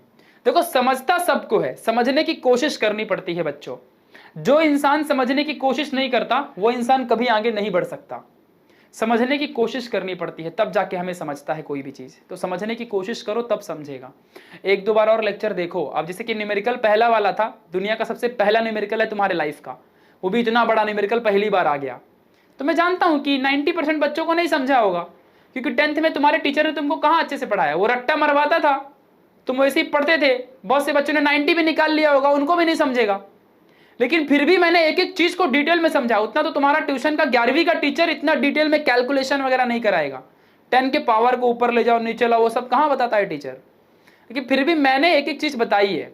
बस तुम्हारा अब काम क्या है कि 1 से 2 बार उस चीज को देखो, एक बार देखने से नहीं समझेगा। अब जैसे कि पहला चैप्टर है ना, तुमको अगर समझना है फिजिक्स तो फर्स्ट चैप्टर को कम से कम तुमको 2 बार देखना पड़ेगा, 3 बार देखना पड़ेगा। फिर जब सेकंड चैप्टर आएगा तब तुम्हारी आदत लग जाएगी पढ़ने की, फिर तुम कम देखोगे तो भी समझेगा। पर अभी तुम्हारी लर्निंग फास्ट करनी पड़ेगी, तो इसलिए तुम्हें ज्यादा देखना पड़ेगा। फिर धीरे धीरे तुम कम देखोगे तभी भी तुमको समझ जाया करेगा जल्दी। अभी तुम्हारी ग्रास्पिंग का पावर कमजोर है। क्यों? तुम पहली बार इतनी हार्ड चीज पढ़ रहे हो ना। 10th चुल्लू भर पानी होता है और 11th बहुत बड़ा समुद्र है। तो 10th को 11th से कंपेयर मत करना कि तुम्हारा 10th में 90 आया तो तुम 11th में भी धमाका मचाओगे। घंटा तुम्हारा 11th में 50-60 भी नहीं आएगा, भले तुम्हारा 10th में 90 था। ये बात ध्यान रखना अच्छे से, ठीक है। मैंने देखा है कितने लोग पहाड़ से उतर के नीचे आ जाते हैं। अरे भाई मेरे खुद के 10th में 91% थे और जब मैं 11th में गया मेरे 82% आए सिर्फ। मुझे टेंशन आ गया, बाप रे 10% कम हो गया 11th में। फिर 12th में मुझे 93 मिले। तो ये चीज होती है, मैं वही तुम्हें बता रहा हूं। तो मेजरमेंट ऑफ द लेंथ की चलो बात करते हैं। मेजरमेंट ऑफ लेंथ, अब लेंथ का मेजरमेंट कैसे करोगे, नेक्स्ट टॉपिक है। पेज नंबर आई थिंक 3 वगैरह में दिया होगा तुम्हारे, जाके देख लो अच्छे से, टॉपिक लिखा रहेगा मेजरमेंट ऑफ द लेंथ। तो बच्चा लेंथ क्या है? तो लेंथ एक फंडामेंटल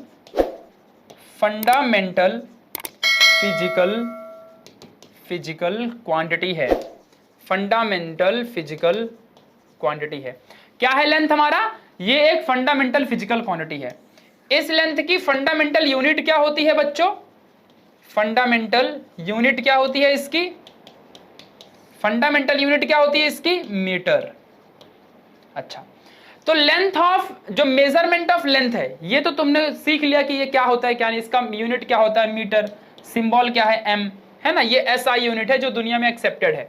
अच्छा बच्चों, इसका मेजरमेंट कैसे किया जाता था आज से बहुत साल पहले? तो मेजरमेंट ना, एक क्रिप्टॉन नाम का, तुम्हारे बुक में पढ़ोगे तुम्हें समझेगा, एक क्रिप्टॉन नाम का एलिमेंट होता है बच्चों। ये रेडियो एक्टिव एलिमेंट होता है, तुम्हारे बुक में दिया हुआ है। केमिस्ट्री घुस गई यहाँ पे, केमिस्ट्री आ गई है, ठीक है। क्रिप्टॉन, तो इस क्रिप्टॉन से 2 तरीके की लाइट निकलती है। लाइट कौन सी? रेड और ऑरेंज। तो पहले के जमाने में, आज से 200 साल पहले, तुम्हारे बुक में लिखा हुआ है, पढ़ो ना एक बार, रीडिंग करोगे, वही तो समझा रहा हूं। तो रेड और ऑरेंज जो लाइट है, तो लाइट की स्पीड के हिसाब से हम लेंथ पहले के जमाने में मेजर करते थे। लंबी लंबी दूर दूर वाली चीजों का लेंथ मेजर करते थे। जैसे कि मान लो अब तुम्हारे बुक में वो बहुत बड़ा नंबर लिखा हुआ है लाइट की स्पीड का, तो थोड़ा सा मुझे देखना पड़ेगा। पेज नंबर 3 में आ जाओ सब बच्चों, ठीक है, साइड में।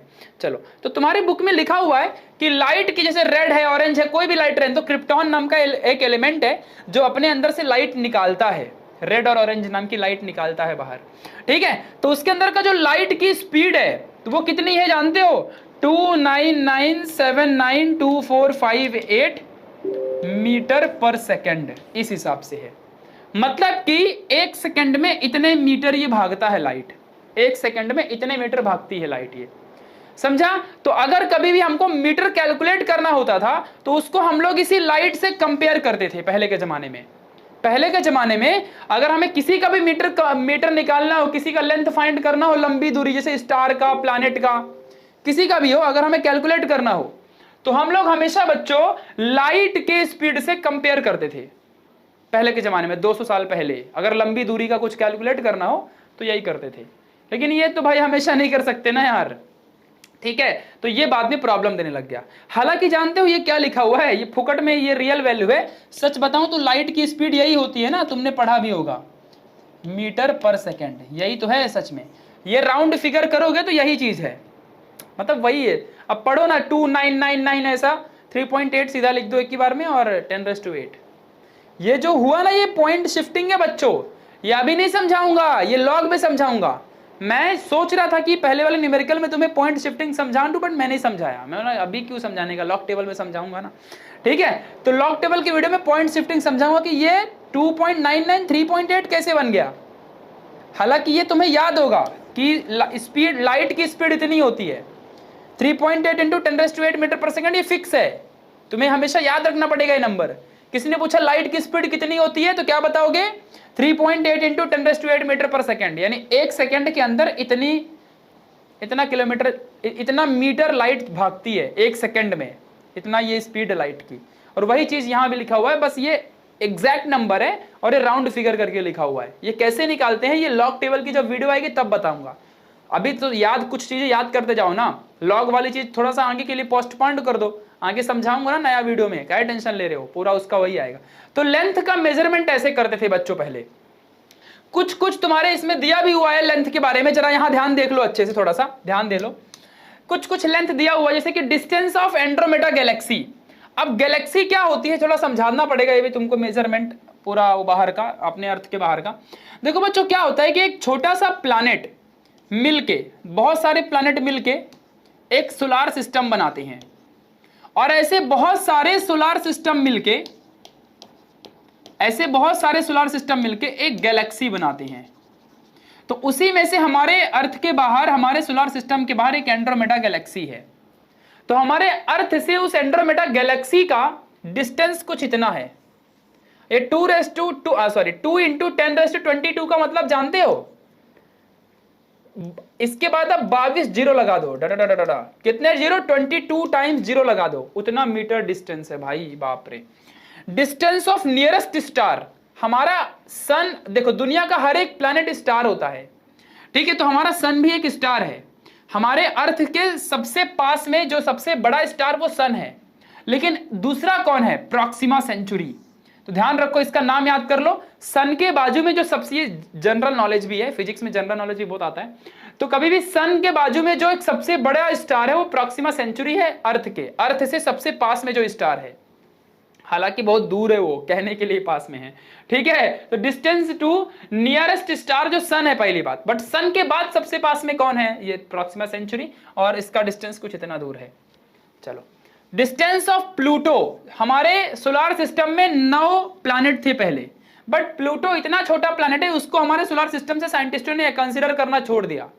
अब ये साइंटिस्ट लोग की क्या औकात, इनके कंसीडर करने पे थोड़ी वो प्लूटो भाग जाएगा हमारे अर्थ से, या हमारे सोलार सिस्टम से, वो तो घूमेगा, हालांकि वो बहुत दूर है, तो साइंटिस्ट लोग उसको काउंटिंग में कवर नहीं करते, ठीक है, ध्यान रखना। तो प्लूटो से अर्थ का दूरी कितना है? 6 इंटू 10⁻12, ध्यान रखना। रेडियस ऑफ अर्थ कितना है बच्चों? ये तुम्हें याद करना पड़ेगा, स्टार्टिंग के 3 नहीं भी याद रहेंगे चलेगा, लेकिन ये याद रहना चाहिए।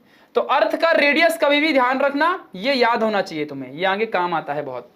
हाइट ऑफ माउंट एवरेस्ट पढ़ लो, जो ये पेपर है, पेपर की हाइट देख लो। Length of the typical virus, radius of hydrogen atom, radius of proton, ये सब नहीं याद रहेगा चलेगा, ये वाला याद होना चाहिए, ठीक है। रेडियस ऑफ अर्थ याद कर लो, बस इतना काम है, बाकी कुछ नहीं। मैं सिंपल भाषा में लिख देता हूं, 6400 किलोमीटर, ये अर्थ का डायमीटर, अर्थ का रेडियस है ये, ठीक है। रेडियस ऑफ अर्थ याद कर लो, ये मान लो ये अर्थ है, तो अर्थ का रेडियस है ये रेडियस है, समझा? अच्छे से ध्यान देना। तो अर्थ का रेडियस हमेशा याद कर लो, ये एग्जाम में आता है भाई, बहुत जरूरी था। चलो, इसके बाद अब चलो पढ़ेंगे पैरालेक्स मेथड। अब चलो हम शुरू करने जा रहे हैं। तो भाई डिस्टेंस कैसे मेजर होता है वो तो हमने सीख लिया बच्चों। डिस्टेंस कैसे मेजर करते थे पहले के जमाने में? लाइट के स्पीड को कंपेयर करके, कि जितनी लाइट की स्पीड रहेगी उसको कंपेयर करके निकाल लेते थे। अब आज के टाइम पे जो तुम 1 किलो 2 किलो वजन मेजर करने जाते हो, तो वो कैसे मेजर करते हो? तुम ही मुझे बताओ ना।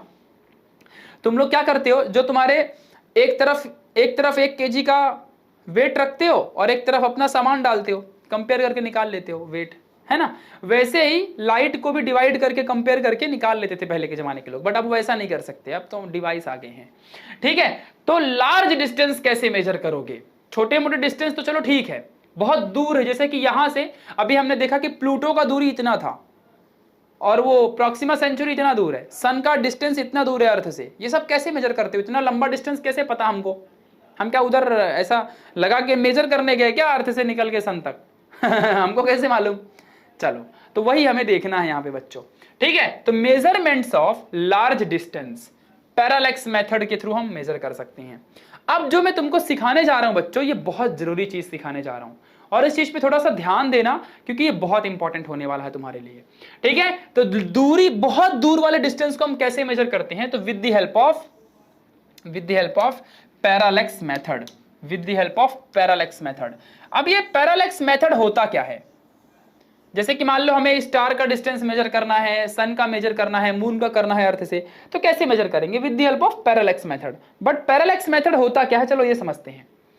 पैरालेक्स मेथड का एक छोटा सा एग्जांपल देता हूं। पहले छोटे डिस्टेंस के लिए एग्जांपल देता हूं, पहले एक छोटे डिस्टेंस के लिए एग्जांपल दूंगा, फिर बड़े डिस्टेंस के लिए दूंगा। अब मान लो बच्चों कि तुम एक ऐसा अपने सामने हाथ रखो, ठीक है, अपने सामने ऐसा कुछ हाथ रखो तुम लोग पहले, फिर मैं तुमको बताता हूं। अरे आजा भाई ऐसे, हाँ ऐसे हाथ रखो, ऐसे नाक के ऐसे सामने, ऐसा हाथ रखो अपने सामने। रख लिया सब बच्चों ने? हाथ रखा ऐसे सबने? ऐसे हाथ रखो अपने नाक के सामने, हाथ रखो ऐसा, ऐसा हाथ रखो, ऐसा ऐसा ऐसा शेप देख लो, ऐसा एकदम मत कर देना, ऐसा हाथ करो, ऐसा, ठीक है, ऐसा हाथ रखो। अब एक आंख बंद करो, अब इस हाथ को देखो, ठीक है, ठीक है, एक आंख बंद किया, इस हाथ का पोजीशन देखो कैसा है। अभी हाथ हिलाना मत, हाथ को हिलाना मत, और हाथ ऐसे ही रहने दो, देखो कैसा है, ऐसा मत कर देना, ना ही ऐसा कर देना, ऐसा ऐसा रहने दो, ठीक है, ऐसा रहने दो हाथ, देखो ऐसा ऐसा हाथ को रहने दो, ऐसा ऐसा ऐसा। अब एक आंख से देखो इसको, इसका पोजीशन ध्यान देना, हाथ को हिलाना मत। अब दोनों आंख बंद करो, अब इस पे अपना हाथ रखो, अब इसको देखो, अब दोनों आंख बंद करो, हाथ हिलाना मत, अब इसको देखो। अब दोनों आंख फिर बंद करो, फिर इसको देखो, फिर दोनों आंख बंद करो, फिर इसको देखो, फिर दोनों आंख बंद करो, फिर इसको खोलो, अब आंख बंद करो, इसको देखो। ऐसे बार बार देखो जरा, तुम्हें इसके पोजीशन में चेंज दिखेगा। एक बार तुम्हें यहां दिखेगा, एक बार यहां दिखेगा। दिख रहा है कि नहीं दिख रहा है? जल्दी बोलो, हेलो एवरीवन, कमेंट में बताओ हाँ भैया दिखा। जो बच्चा कमेंट करेगा मैं समझ जाऊंगा वो बच्चा यहां तक वीडियो देखा है, वरना सब अरे गिरे नत्थू गिरे फेक लोग हैं, 2 मिनट देख के भाग जाते हैं वीडियो, 2 मिनट वीडियो देख के भाग जाते हैं लोग, मैं जान गया। तो कमेंट में हर बच्चा लिखेगा कि हाँ भैया हमको चेंज दिखा। क्या करने का, ऐसा करो और एक आंख ऐसा बंद करके देखने का। अब दोनों आंख बंद करो और इसको दबाओ, अब और इस आंख से देखो। अब दोनों आंख बंद करो, इसको दबाओ, इस आंख से देखो। दोनों आंख बंद करो, इसको दबाओ, इस आंख पे देखो। दोनों आंख बंद करो, इस आंख पे देखो। दोनों आंख बंद करो, ऐसे देखते जाओ। तुमको इसका पोजीशन इधर इधर ऐसा ऐसा हिलते दिखेगा। जब इससे देखोगे तो इधर दिखेगा, इसे देखोगे इधर दिखेगा। दिखा कि नहीं दिखा? This is called parallax method. समझा? इसी कॉन्सेप्ट को पैरालेक्स कॉन्सेप्ट कहते हैं। Clear? This concept is called as parallax concept. तो बच्चों ये इसको इंग्लिश में कैसे कहोगे? ध्यान देना अच्छे से। व्हेन हमारी आंखें कौन है? ऑब्जर्वर हैं, जो हम देखने, ऑब्जर्वर मींस जो देखने वाला बंदा है। तो if you will change the position of observer, पहले मेरी आंख यहां थी, अब मेरी आंख यहां आ गई। मैं बंद करूंगा तो इससे देख रहा हूं, अब इसको बंद किया तो यहां आ गई ना मेरी आंख, देखने वाला ऑब्जर्वर यहां आ गया। पहले यहां पे देख रहा था, अब यहां पे देख रहा हूं। तो if I will change the position of observer, then there is apparent change in the object, position of the object. पढ़ो इसको क्या लिखा है। Parallax is defined as the apparent, apparent मतलब हल्का, थोड़ा सा, apparent change in the position of an object due to, किस वजह से? Due to change in the position of the observer. समझा बच्चों पैरालेक्स मेथड क्या होता है? मतलब कि यहां पे ध्यान दो अच्छे से, अगर तुमने apparent change in the position of the object, जिस ऑब्जेक्ट को तुम देख रहे हो उसके पोजीशन में थोड़ा सा चेंज आता है। क्यों? अगर तो देखने वाले बंदे का पोजीशन चेंज कर दोगे तो। फॉर एग्जांपल एक घर है और अगर सामने से देखोगे तो ऐसा दिखेगा और पीछे से देखोगे तो ऐसा दिखेगा। समझा कि नहीं समझा? इस तरफ से देखोगे तो ऐसा दिखेगा, ऐसा देखोगे तो ऐसा दिखेगा। ठीक है? कैसा दिखेगा? इधर से देखा तो ऐसा दिखेगा, उधर से देखा तो ऐसा दिखेगा, तेरे चाचा के लुंगी में केला दिखेगा। पढ़ाई में ध्यान दे। समझा? तो पैरालेक्स मेथड समझ गया ना भाई? अगर ऑब्जर्वर का पोजीशन चेंज करोगे, देखने वाले का पोजीशन, बच्चा देखने वाले का नजरिया बदलेगा ना, तो जो दिख रहा है वो भी बदल जाएगा। समझा? यही होता है। अब मान लो रास्ते से एक लड़की जा रही है, तो तुम्हारे देखने के ऊपर डिपेंड करता है कि तुम क्या देख रहे हो। ऐसे ही होता है ना, बॉयज बड़े हरामी होते हैं। ठीक है? तो अगर मान लो कोई जा रही है तो तुम्हारे देखने के ऊपर डिपेंड करता है कि तुम उसमें क्या देख रहे हो। उसकी अच्छाई देख रहे हो, उसकी बुराई देख रहे हो, या उसको देख रहे हो, उसको किस नजर से देख रहे हो। ऑब्जर्वर के ऊपर डिपेंड करता है कि उसकी पोजीशन क्या है। समझा? कुछ लोग बहुत हाई लेवल होते हैं, उसके सारे पोजीशन देख लेते हैं, तो मतलब ये हाई लेवल थिंकिंग है। This is called parallax method. Clear है ना बच्चों? मैं बता रहा हूं जो, बस ध्यान रखना। चलो, अब पैरेलैक्स मेथड बच्चों बहुत जरूरी चीज है। अब जो मैं तुम्हें सिखाने जा रहा हूं उस पर ध्यान देना अच्छे से। तो मान लो बच्चों कि एक कोई पॉइंट है और इस पॉइंट को तुम किसी अर्थ के, जैसे कि मैं अब अर्थ भी मुझे यहां पे बनाने चलता पड़ेगा। मान लो ये मेरा अर्थ है। अब इस अर्थ के अंदर मान लो कोई दूरी है, जैसे कि मान लो ऑस्ट्रेलिया में कोई एक ये पॉइंट है, तो मुझे इसको देखना है, यहाँ इसका डिस्टेंस मेजर करना है इंडिया से, कि इंडिया से ऑस्ट्रेलिया तक कितना दूर है। ये ऑस्ट्रेलिया में है बट कितना दूरी है इसकी। तो मैं क्या करूंगा, मैं एक ही जगह पे नहीं देखूंगा, मैं इंडिया के कश्मीर में और इंडिया के कन्याकुमारी से देखना शुरू करूंगा। तो एक ऑब्जर्वर को यहां बिठाऊंगा और एक ऑब्जर्वर को यहां बिठाऊंगा, और यहां से इसके यहां तक का मैं डिस्टेंस देखना चाहूंगा। तो मान लो बच्चों कि यहां से इसका मान लो डिस्टेंस d है। अब मुझे पता थोड़ी है कि कितना डिस्टेंस है, मान लो d है, और ऑब्जर्वर के बीच का डिस्टेंस मान लो कितना लेने का, कैपिटल D है। समझा कि नहीं समझा? और इसके बीच का एंगल थीटा होगा। तो अब आपको समझ गया होगा ना कि डिस्टेंस कैसे निकलेगा। थीटा इज इक्वल टू जो हमारा ये डिस्टेंस है d, क्योंकि इसी की वजह से ये एंगल बना ना, एंगल सबटेंडेड बाय दिस, तो d अपॉन स्मॉल d। इस तरीके से निकालोगे। तुमको बस एंगल पता होना चाहिए, और ऑब्जर्वर के बीच का डिस्टेंस तो तुम खुद ही पता कर लोगे, और इसके बीच का डिस्टेंस कितना है तुमको अपने आप मालूम पड़ जाएगा। तो ये this is the formula, this is called parallax method. फिर समझाता हूं। मान लो ये ऑस्ट्रेलिया है और ऑस्ट्रेलिया में कोई बंदा बैठा है, तो तुमको उसके वहां तक का डिस्टेंस मेजर करना है। तो तुम अपना ऑब्जर्वर बदलो। अब वैसे भी दो ऑब्जर्वर होते हैं, आंखें दो होती हैं, ठीक है? तो एक ऑब्जर्वर कश्मीर में रखा, एक ऑब्जर्वर कन्याकुमारी में। अब कन्याकुमारी कश्मीर से दोनों ऑब्जर्वर बोला देख उधर, टेलीस्कोप या किसी ऑब्जेक्ट से देख, तो देखना शुरू किया। तो दोनों के बीच का डिस्टेंस मान लो d है, distance between E1 and E2। ऐसे ही लिखते ना, अपन ने बताया भी था तुमको कि मैं ये बार बार फॉर्मूला यूज करूंगा। यार कौन सा गुंडा बनोगे यार तुम। इसके बीच ये आर्क है, यहां से यहां तक का डिस्टेंस r है, ये एंगल थीटा है, तो theta is equal to arc upon radius होता है। वही यहां पे भी करना पड़ेगा मेरे जान। ये दोनों के बीच का डिस्टेंस कैपिटल D यानी कि आर्क, इसके वजह से ये एंगल बना, तो थीटा यहां पे इक्वल थीटा और डिवाइड बाय पूरा डिस्टेंस r। समझा ना? ऐसे distance, this is called parallax method. तो बच्चों अगर मान लो मुझे लंबे डिस्टेंस का मतलब लंबे किसी ऑब्जेक्ट का बहुत दूर है, तो उसका डिस्टेंस मैं कैसे मेजर करूंगा, तो मुझे अब यही पता करना है। जरा देखो अच्छे से मैं क्या करूंगा। यहाँ पे सबसे पहले तो मैं एक दिमाग लगाऊंगा कि मान लो फॉर एग्जांपल के लिए मैं कह रहा हूं कि मान लो कि ये कोई एक ऑब्जेक्ट है, जैसे कि मान लो S नाम मैंने दे दिया, और मेरा एक ऑब्जर्वर है अर्थ में। तो मैं अर्थ के अंदर ही 2 पॉइंट लूंगा, अर्थ के अंदर 2 पॉइंट लूंगा A और B, और अर्थ के अंदर दोनों पॉइंट लेके इसको मैं क्या करूंगा, मेजर करना शुरू करूंगा। समझा? तो मान लो बच्चों कि ये जो मैंने 2 पॉइंट अर्थ में लिया, इसके बीच का डिस्टेंस d है, ठीक है? और ये जो इसके बीच का डिस्टेंस है वो क्या आएगा, कैपिटल D, और इसके बीच का जो ये थीटा है वो मान लो थीटा ही लेता हूं मैं। समझा कि नहीं समझा? तो ये बहुत दूर डिस्टेंस है, ये हमारा अर्थ है बच्चों, और ये कोई एक प्लैनेट है, ये कोई एक प्लैनेट है, मुझे नहीं पता कौन सा प्लैनेट है। तो इसका डिस्टेंस कैसे मेजर करोगे? तो देखो हियर जरा ध्यान दो अच्छे से। अब ये जो था पैरेलैक्स मेथड, समझ रहे ना तुमको? ये कॉन्सेप्ट, इसमें कुछ लिखना नहीं होता बच्चों, ये बस याद रखने का। तुम लोग कहीं भी लिख लो पैरेलैक्स मेथड, ये लिखने के बाद कहीं भी तुम ये लिख लो, कहीं भी डायग्राम बना लो कि कैसे तुम करोगे। ये तो पास के लिए था, अभी दूर के लिए देखते हैं। ये अर्थ है और वो कोई प्लैनेट है हमारा, ठीक है? तो मान लो कि इसके बीच का डिस्टेंस d है और ऑब्जर्वर के बीच का डिस्टेंस स्मॉल d है और ये थीटा है। तो कैसे फाइंड करोगे चीजों को? देखो, तो सबसे पहली बात हियर कि जो हमारा स्मॉल d होगा बच्चों, ये बहुत छोटा होगा हमारे कैपिटल D से। तुम ही बताओ ना कि ये अर्थ है बच्चों, और अर्थ के बीच में हमने कहीं भी मान लो एक अमेरिका में एक इंडिया में ऑब्जर्वर रख दिया, नासा में एक टेलीस्कोप लगा दिया और इसरो में एक टेलीस्कोप लगा दिया, तो इनके बीच का डिस्टेंस तो बहुत ही कम रहेगा ना, जबकि सन का डिस्टेंस तो बहुत दूर है। कितना दूर है सन भाई, अर्थ कितना छोटा है सन के सामने, ठीक है? तो d जो है डिस्टेंस ही बहुत दूर, बहुत बड़ा है ये, और ये बहुत चिंदी है, छोटा है, तो d बहुत छोटा है d से। याद रहेगा अच्छे से? बहुत बढ़िया। चलो अब हम आगे सॉल्व करते हैं। अब इसका कैलकुलेशन कैसे करोगे? एक ही फंडा अपना याद रखने का भाई, याद रखने का एक ही फंडा मैंने जो बता दिया, कभी जिंदगी में तुम्हारा रॉन्ग नहीं हो सकता। एक ही ट्रिक है अपना कि क्या करने का, इसके वजह से ये एंगल बन रहा है ना, तो ये अपॉन में ये और इक्वल टू ये, बस। तो हियर वी विल,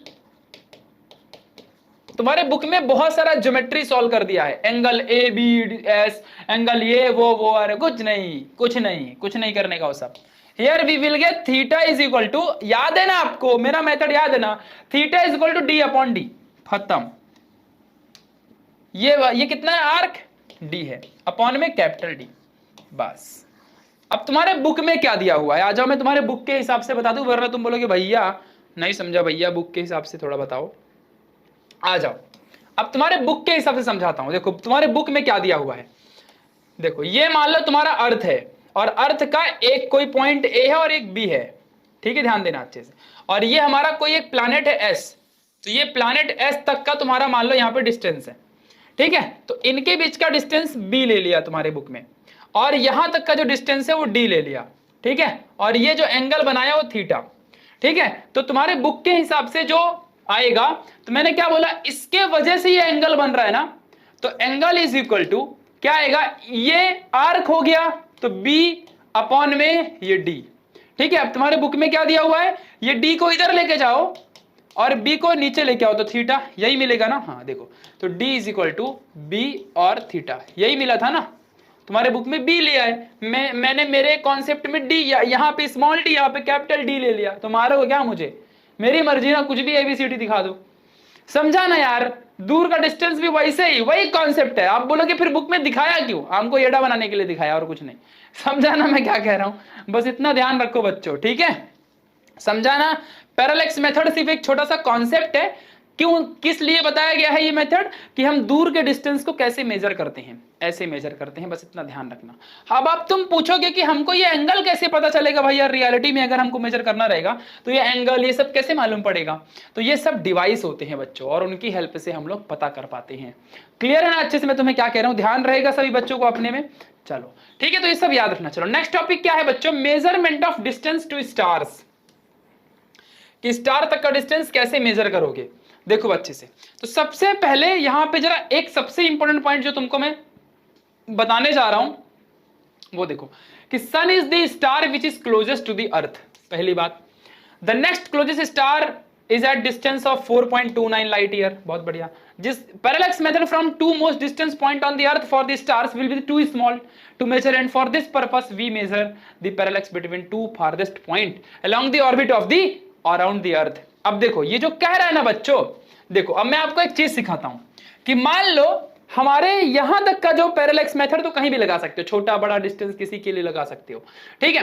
तो जब मैंने यहां के लिए देखा था, तो मान लो मेरा E1 और E2 ऑब्जर्वर था, और किसी एक पॉइंट को ऑब्जर्व कर रहे थे हम लोग, है ना, ऐसे था। ये मान लो मेरा हैंड है, और इसके बीच का हमने मेरी आंखें हैं eyes 1 eyes 2, इसके बीच का हम डिस्टेंस मेजर कर रहे थे ऐसे।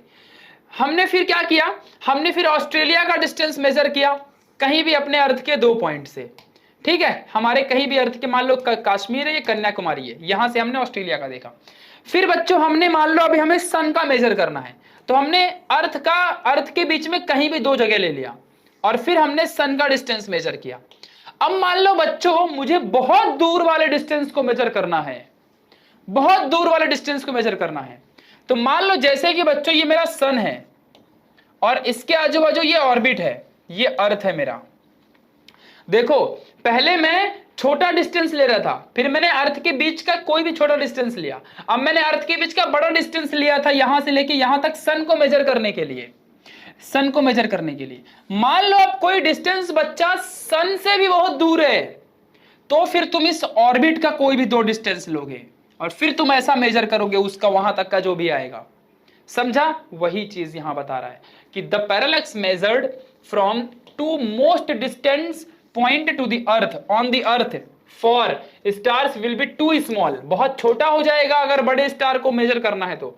अर्थ के बीच में अगर अर्थ के अंदर कोई डिस्टेंस लोगे तो वो डिस्टेंस बहुत छोटा हो जाएगा, इसीलिए अर्थ का जो ऑर्बिट है ना, उस ऑर्बिट में कहीं भी डिस्टेंस लो, अर्थ घूमता है ना सन के अराउंड, उस ऑर्बिट से कहीं भी डिस्टेंस लो, stars will be too small to be measured and for this purpose we measure the parallax between two farthest point along the orbit of the earth. समझा बच्चों कैसा होता है पैरेलैक्स मेथड? तो पैरेलैक्स मेथड छोटे से लेके बड़े लेवल तक कहीं भी अप्लाई कर सकते हो। समझा? इस तरीके से हम लोग मेजर करते हैं। तो हमको पैरेलैक्स मेथड में मान लो एक ऑब्जर्वर, इधर ऑब्जर्वर देखना होता है, बस ऑब्जर्वर का डिस्टेंस और कहां तक का जा रहे हो वहां तक का डिस्टेंस, बीच में एंगल बनता है, पैरेलैक्स एंगल कहते हैं उसको, ये एंगल पैरेलैक्स एंगल होता है। ठीक है, बस वैसे ही मेजर करना है। ये डिस्टेंस मिल गया, ये डिस्टेंस कैपिटल डी है, निकाल लिया फटाफट, ये आर्क अपॉन ये अपॉन ये करने का इक्वल टू ये यही तो करने का, और क्या करना है। ठीक है, चलो आगे बढ़ो। अभी कॉन्सेप्ट क्लियर होते जा रहा है ना, बहुत बढ़िया। अब पढ़ेंगे measurement of size of planet और a star.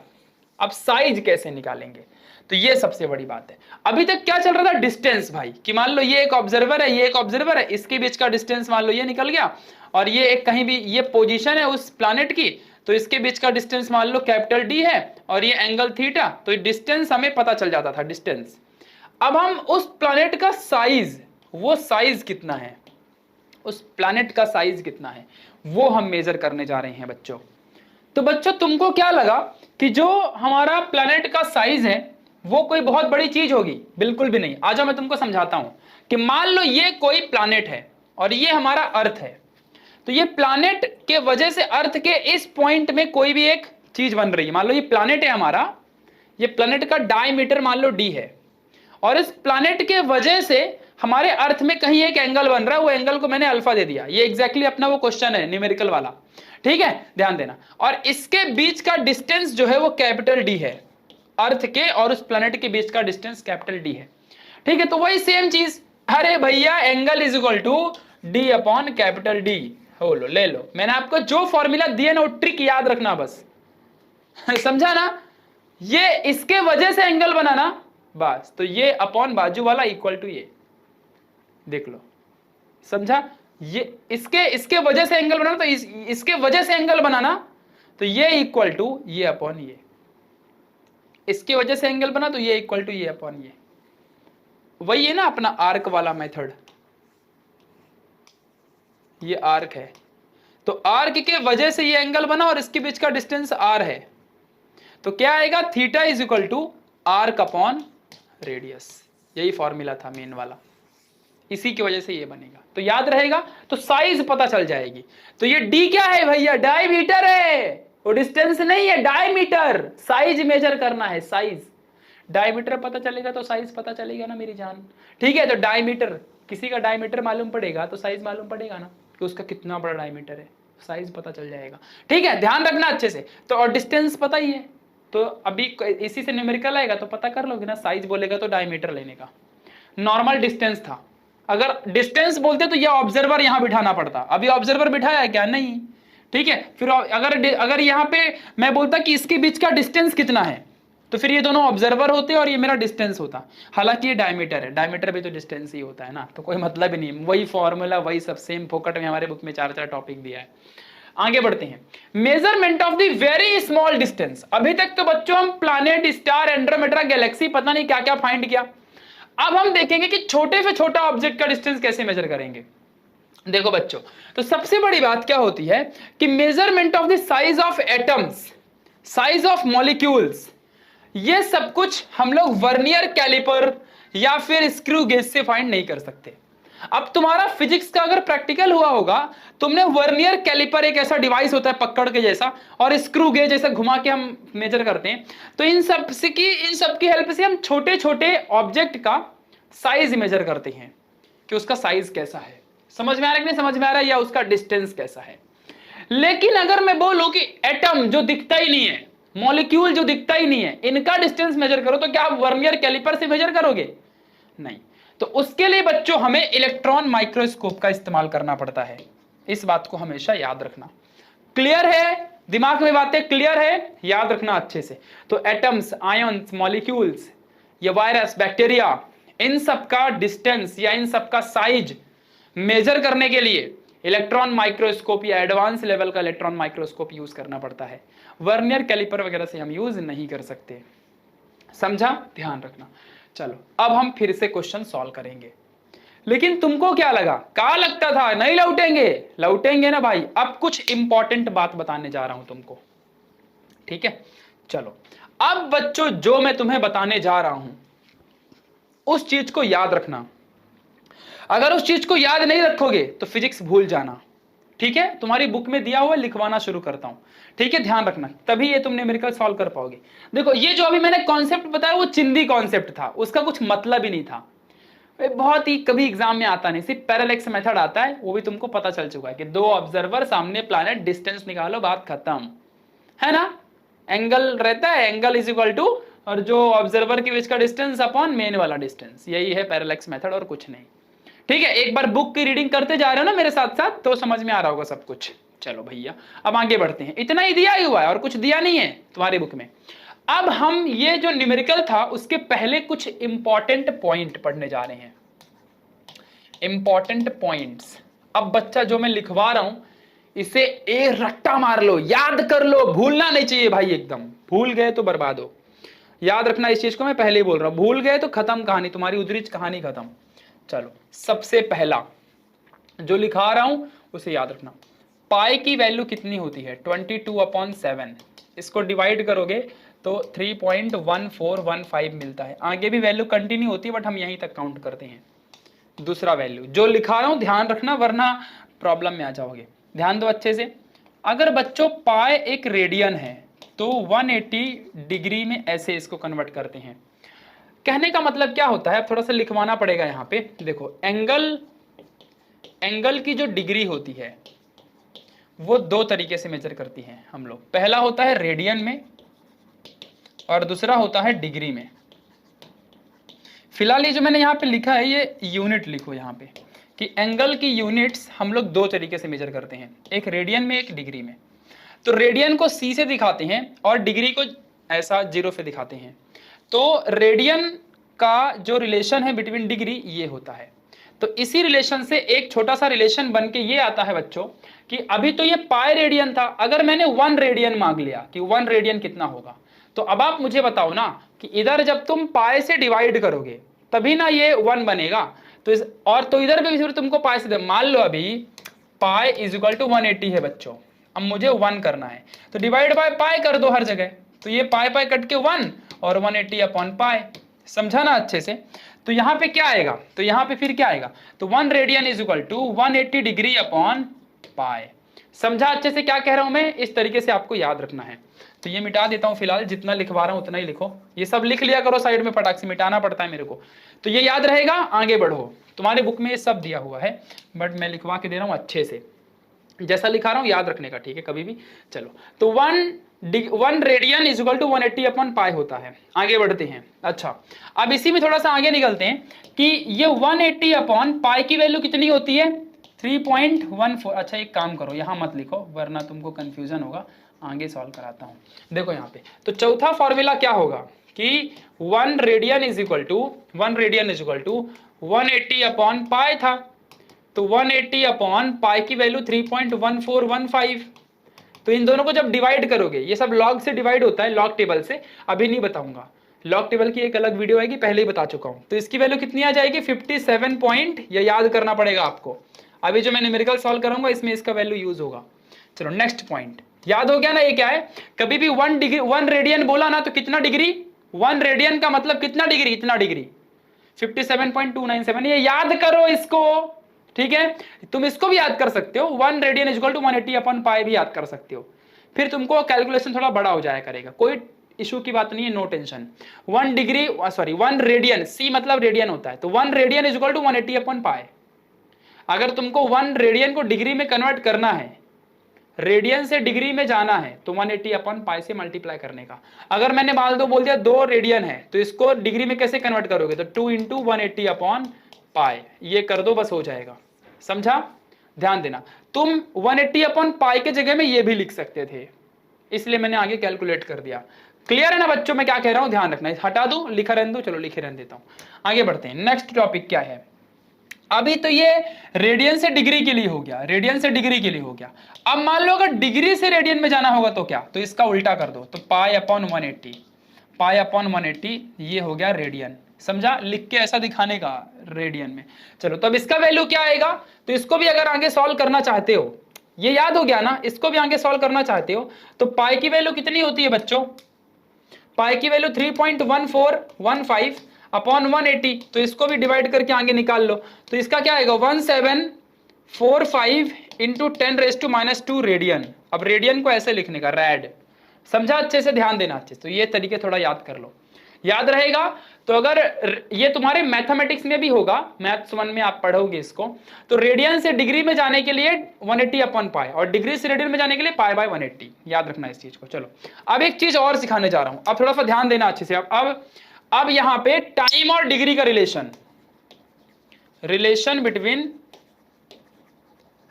Between time and degree.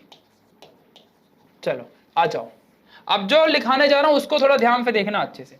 अब मान लो बच्चों कि 1 डिग्री है, तो इसको कितने टाइम से अगर कैलकुलेट करो तो कितने से कैलकुलेट करोगे, तो ये होता है 60 मिनट। ये जो मैंने ऊपर 1 बनाया है ना, ये 1 नहीं है, वो मिनट का सिंबल है। ऐसे ही अगर मान लो मैंने बच्चों 1 मिनट बोल दिया, तो इसके अंदर कितने होते हैं, 60 सेकेंड होते हैं। इस बात को थोड़ा याद कर लो अच्छे से, ये चीज आपको अच्छे से याद रहेगी। किसी बच्चे को कोई भी डाउट है यहां पे ध्यान रखना। तो 1 degree is equal to 60 minute और 1 minute is equal to 60 second, याद रहेगा क्या अच्छे से। 1 degree is equal to 60 minute, ये मिनट है, एक लाइन मतलब मिनट, 2 लाइन मतलब सेकेंड। एक लाइन का मतलब मिनट होता है, 2 लाइन का मतलब सेकेंड होता है, याद कर लो। एक लाइन का मतलब मिनट, तो 1 मिनट मतलब 60 सेकेंड, याद है ना, और 1 डिग्री मतलब 60 मिनट, ये चीज याद रखना अच्छे से। और कोई चीज बच गई क्या लिखवाने में, हाँ अब आ जाओ एक चीज और लिखवाता हूं, देखो बच्चों ध्यान से देखना अच्छे से। अब जो लिखवा रहा हूं थोड़ा समझो अच्छे से, यहां देखो, थोड़ा यहां देखो। 1 minute is equal to 1 minute is equal to कितने रेडियन, 2.91 इंटू 10⁻⁻4 रेडियन, ये भी याद कर लो। देखो अगर मान लो कभी तुमको मिनट से रेडियन में जाना रहेगा तो कैसे जाओगे, तो ये तुमको याद होना चाहिए। कोई चीज बच गई क्या, नहीं बची, बहुत बढ़िया। अगर मान लो मैंने बोल दिया 1 सेकेंड इज इक्वल टू, एक के ऊपर 2 लाइन, ये लाइन है, ये 1 नहीं होता, लाइन है, लाइन 1 के ऊपर 2 लाइन मतलब 1 सेकेंड हो गया, 2 लाइन मतलब सेकेंड, 1 लाइन मतलब मिनट, ठीक है। तो अगर मान लो ऐसा है तो इसका मीनिंग क्या होगा, 4.847 इंटू 10⁻⁻6 रेडियन। तो ये थोड़ा सा अच्छे से याद कर लो, ये सब लाइन, ये सब आपको याद करना पड़ेगा। अगर आपको ये सब याद नहीं है तो आप किसी काम के नहीं हो, ठीक है। ये सब याद कर लो, ये सब याद करना पड़ेगा भाई, तभी आपको जाके कुछ समझेगा। ये सब याद करो तब जाके आप कैलकुलेशन अच्छे से कर पाओगे, वरना आपको कैलकुलेशन नहीं आने वाला, ठीक है। याद रहेगा बच्चों, किसी को कोई डाउट है यहाँ पे, नो डाउट, ठीक है। अच्छा अब चलो, तो ये चीजें आपको याद रखनी है बच्चों। किसी को कोई डाउट रहेगा तो मस्त पूछो, अच्छे से कमेंट में लिखो। आपको बस याद करना है, रट डालो इसको, कुछ इसका मतलब ही नहीं जान के आप लोग को, सिर्फ इसको रट डालो अच्छे से।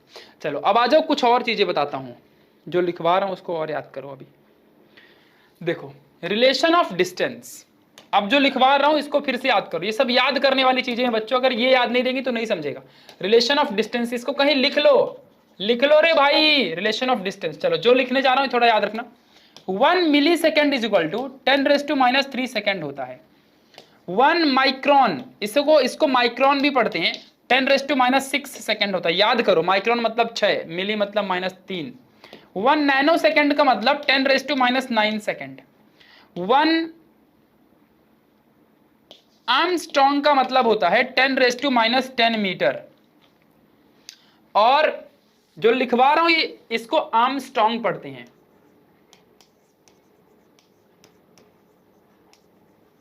आर्मस्ट्रॉन्ग, ठीक है। ए का मतलब, आगे बढ़ो, यहां देखो अच्छे से। अभी 1 पिकोमीटर का मतलब 10⁻⁻12 मीटर। 1 FM यानी फेम्टो, तो 10⁻15 मीटर। ये सब याद करो, ठीक है। चलो इतना हो गया, और कुछ बचा क्या, हाँ कुछ नहीं बचा। अब एक चीज और बताता हूं, अब तुम्हारे बुक में कुछ इंपॉर्टेंट चीज दिया हुआ है। 1 AU, AU का मतलब होता है, AU है, हाँ AU का मतलब होता है बच्चों एस्ट्रोनॉमिकल यूनिट। तो 1 astronomical unit is equal to 1 astronomical unit is equal to 1.496 into 10⁻11 metre. ये साइंटिस्ट लोग यूज करते हैं, हम लोग नहीं। आगे 1 light year,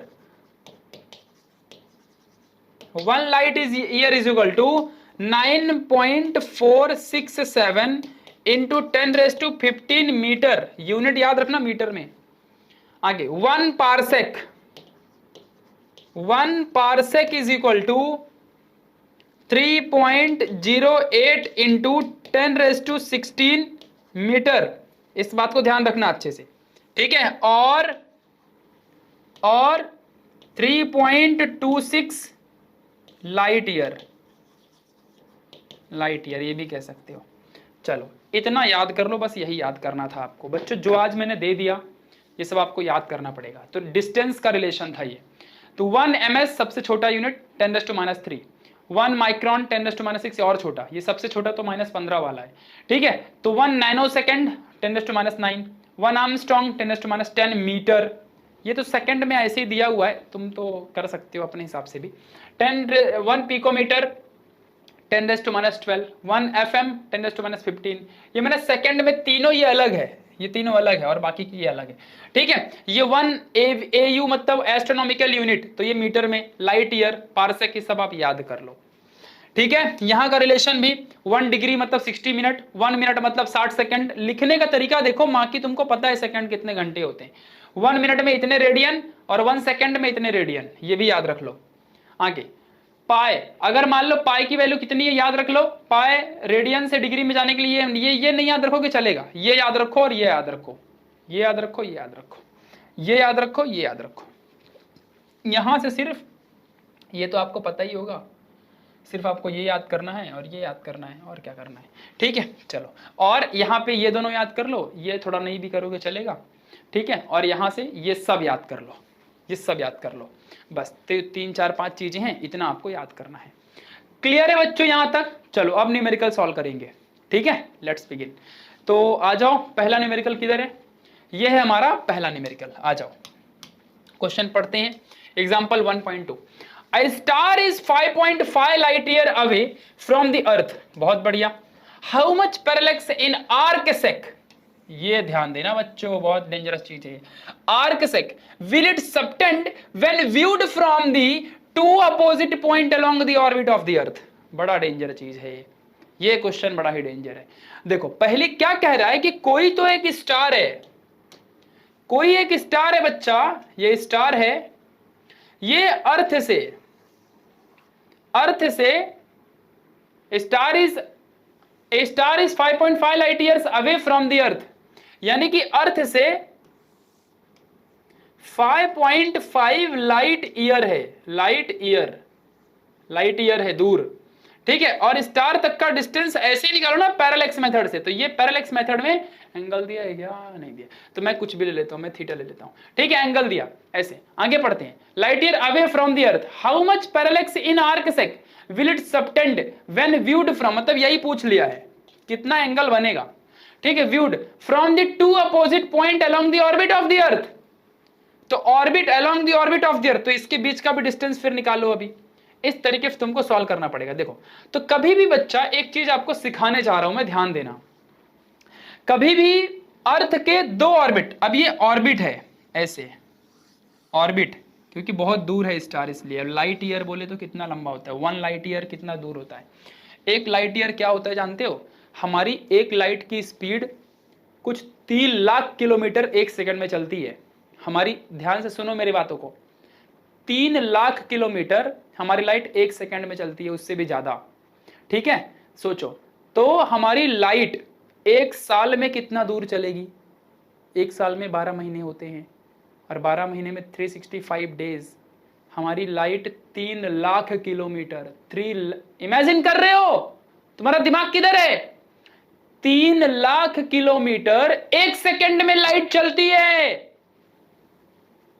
3 lakh kilometre 1 second में लाइट चलती है, 1 सेकंड में चलती है। तो हमारी पूरी लाइट जो है अगर भागेगी 1 साल तक लगातार, तो कितना दूर जाएगी? वो 1 लाइट ईयर होता है। समझा? समझा क्या कह रहा हूं? कितना दूर होगा रे यार भाई, बहुत दूर होगा। सोचो ना, 365 डेज तो एक साल में होते हैं, फिर उसको घंटे में कन्वर्ट करो, फिर उसको सेकंड में कन्वर्ट करो, बाप रे। तो एक सेकंड में 3 लाख किलोमीटर, तो एक साल में कितना चलता है? वो 1 लाइट ईयर होता है। तो ये डिस्टेंस बहुत दूर हो गया। थोड़ा इमेजिन किया करो, समझा करो, बुद्धि लगाने का। ऐसा पढ़ाऊंगा तभी समझेगा तुमको। तो इसके ऑर्बिट में मेरे ऑब्जर्वर बैठे हैं, ऑर्बिट में मेरे ऑब्जर्वर। अब पैरेलैक्स मेथड तो ऐसे ही, पैरेलैक्स मेथड दूर के डिस्टेंस को मेजर करने के लिए होता है, तो ऐसे ही ना करोगे, समझा ना? तो मान लो ये यहाँ पे ऑब्जर्वर बैठा है और ये ऑब्जर्वर उस स्टार को देख रहा है, आंखों से देख नहीं पाएगा, टेलीस्कोप से क्या गुंडा बनोगे यार। ठीक है, तो टेलीस्कोप से देख रहा है और वहां पे एक एंगल बनेगा, इधर से भी और उधर से देखेगा, बीच में एंगल बनेगा ना, तो एंगल बनेगा थीटा। थीटा ही निकालने का है, कितना एंगल बनेगा। अगर डिस्टेंस 5.5 लाइट ईयर दे दिया, अब 1 लाइट ईयर बराबर कितना? 1 लाइट ईयर मतलब 9.467 × 10⁻15 मीटर, इतना 1 लाइट ईयर होता है, समझा? 1 लाइट ईयर बोले तो 9.467 × 10⁻15 मीटर चलती है 1 लाइट ईयर में, समझा? ध्यान देना अच्छे से, याद रखने का, मीटर, लाइट ईयर को मीटर में कैसे कन्वर्ट करने का, ये याद रखना पड़ेगा तुमको। याद है ये? बहुत बढ़िया।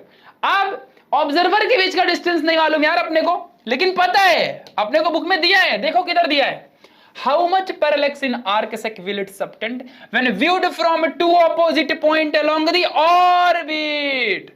जब कभी भी ऑर्बिट में मेजर करते हैं तो उसके बीच तक के डिस्टेंस को 1 एस्ट्रोनॉमिकल यूनिट में मेजर किया जाता है। किस में मेजर करते हैं? 1 एस्ट्रोनॉमिकल यूनिट। आ जाओ, व्हाट इज एस्ट्रोनॉमिकल यूनिट, तुमने पूछा नहीं।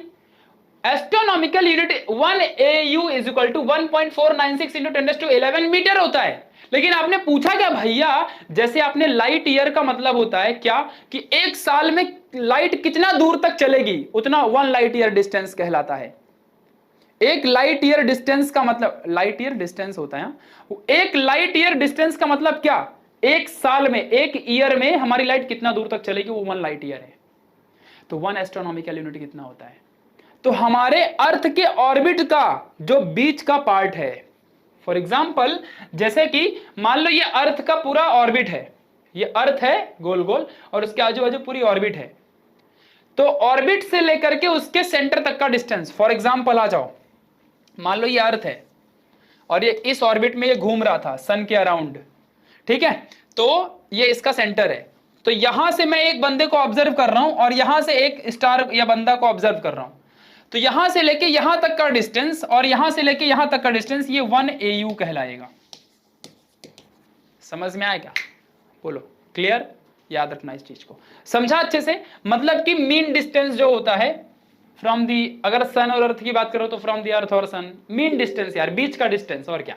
समझा ना अच्छे से मैं क्या कह रहा हूं? इस बात को ध्यान रखना, ये 1 AU कहलाता है, यहां से लेके वहां तक। ये ऑर्बिट है, हाँ ये ऑर्बिट है, ऑर्बिट में हमारा ऑब्जर्वर बैठा है, ऑर्बिट है ये, ऑर्बिट में हमारा ऑब्जर्वर। थोड़ा और अच्छे से समझाऊं क्या? अब मान लो बच्चों, सोलार सिस्टम को इमेजिन करो सब लोग, सोलार सिस्टम को इमेजिन करो सब लोग, ठीक है? देखो, मान लो ये सन है और ये मेरा ऑर्बिट है और यहाँ अर्थ बैठा है, ठीक है? ध्यान देना अच्छे से। और अब यहाँ पे कोई तो स्टार है जिसको मुझे ऑब्जर्व करना है, ठीक है? तो मैं बोला था ना तुमको कि इतना दूर ऑब्जेक्ट रहेगा तो अर्थ के सेंटर से या अर्थ के अंदर से हम ऐसा ऐसा नहीं लगा सकते। लगा सकते हैं क्या? नहीं, बहुत दूर हो जाएगा, बहुत दूर हो जाएगा, कोई मतलब नहीं है। तो इसीलिए हम अर्थ के ऑर्बिट का इस्तेमाल करते हैं। तो अर्थ के ऑर्बिट से हम क्या करेंगे? डिस्टेंस लेंगे, तभी ना हो पाएगा। हमने आपको सिखाया भी था कि अर्थ के अंदर सिर्फ छोटे डिस्टेंस के लिए पैरेलैक्स मेथड यूज करते हैं, बहुत दूर रहेगा तो अर्थ का ऑर्बिट का इस्तेमाल करना होता है। तो अब इसके बीच का डिस्टेंस कितना है कैसे मालूम पड़ेगा? तो यहां से लेकर के यहां तक का ये 1 एस्ट्रोनॉमिकल यूनिट है और इधर का 1 एस्ट्रोनॉमिकल यूनिट है, तो ये डिस्टेंस टोटल 2 एस्ट्रोनॉमिकल यूनिट मिल गया। और हमारे बुक में यहां से लेके यहां तक का 5.5 लाइट ईयर दे दिया है और इसके बीच का एंगल थीटा, यही तो निकालने का है। बोल बजरंग बली की जय। तो थीटा इज इक्वल टू क्या मिलेगा? ये अपॉन ये, तो 2 astronomical unit upon 5.5 light year, दोनों को मीटर में कन्वर्ट कर लो।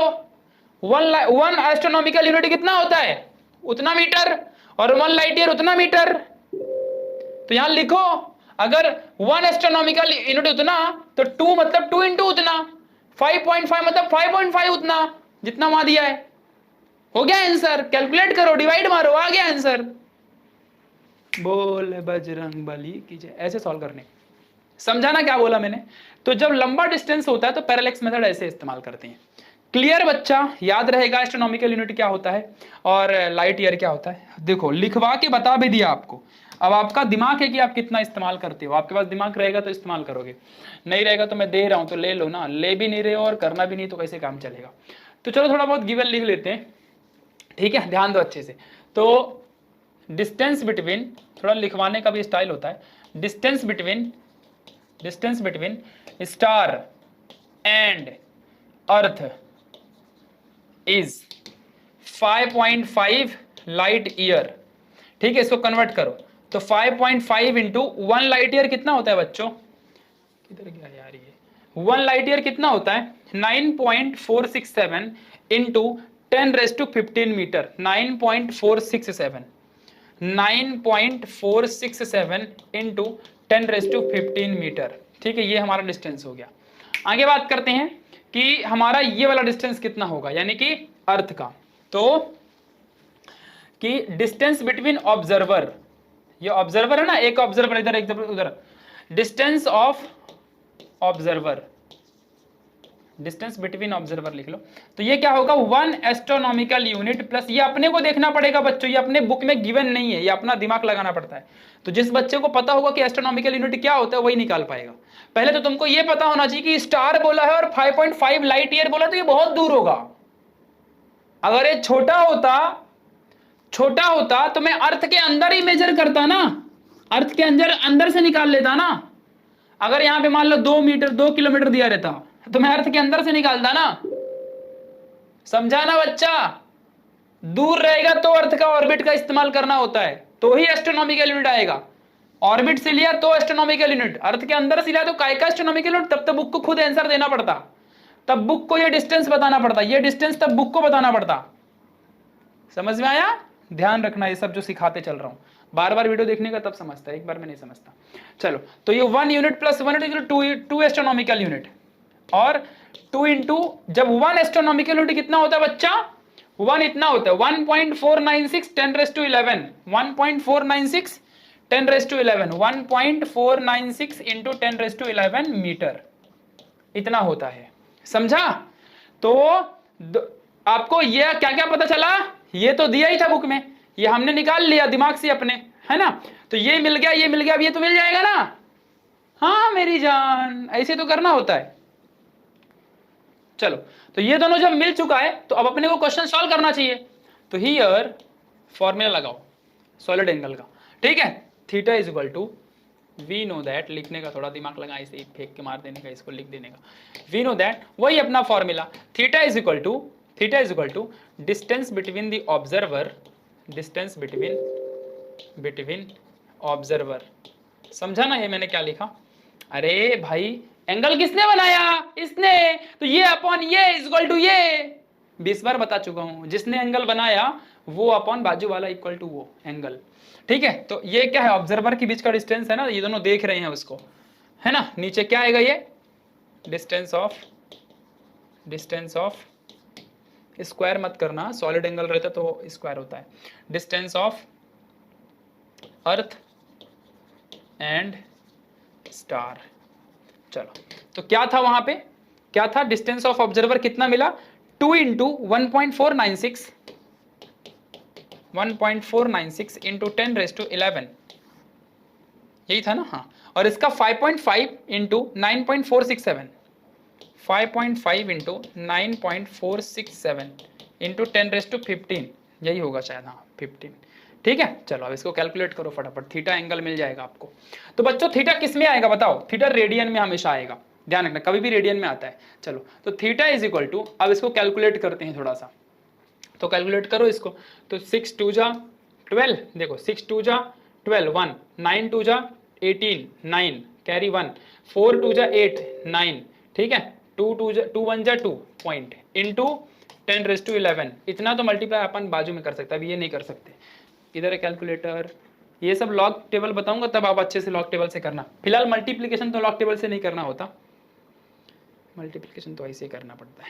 5.5 इतना क्या लॉग टेबल देखने का तुम लोग, जो ऐसे ही कर सकते हो उसको ऐसे ही कर देने का, ठीक है। कितना आया 52.068 इंटू 10⁻15। चलो आ जाओ, थोड़ा सा दिमाग लगाने का, ये 10 को सॉल्व करो पहला। तो 2.992 अपॉन 52.068 इंटू 10⁻11 इंटू 10 नीचे वाले को ऊपर लेके गया 15। समझा ना ये कैसे आया बच्चों? चलो इसको डिवाइड मारो 2 पॉइंट।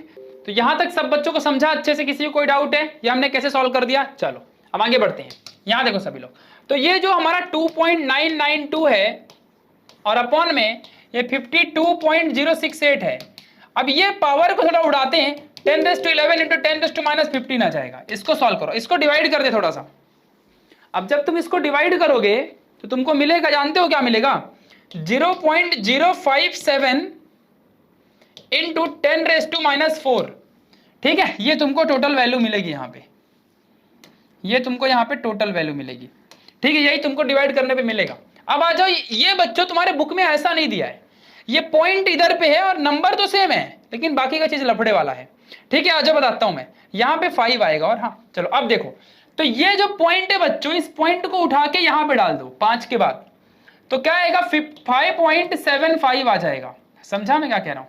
ऐसे आ जाएगा 5 पॉइंट, और इंटू 10⁻⁴ है ना, तो ये क्या करोगे 10⁻² और बाजू में करना पड़ेगा। ये कैसे आया अभी नहीं समझोगे तुम लोग, ठीक है, जब तुम लोग मेरा लॉग टेबल का वीडियो देखोगे तब समझोगे। तो ये 5.75 इंटू 10⁻⁶ रेडियन मिल गया, तो ये तुम्हारा एंगल है। लेकिन तुम्हारा ये आंसर नहीं है, मेन आंसर ये नहीं है। ठीक है, मेन आंसर ये नहीं है। क्यों भाई? आ जाओ अब इसकी बारी। ये जो दिया हुआ है बच्चों, ये बड़ा डेंजरस चीज है, आर्क सेक। ये आर्क सेक में आंसर चाहिए, किसमें चाहिए आंसर? आर्क सेक में आंसर चाहिए। किसमें चाहिए बच्चों आंसर? आर्क सेक में आंसर चाहिए, मतलब सेकंड में, रेडियन को सेकंड में कन्वर्ट करना पड़ेगा, और कुछ नहीं, बड़ी बात नहीं है।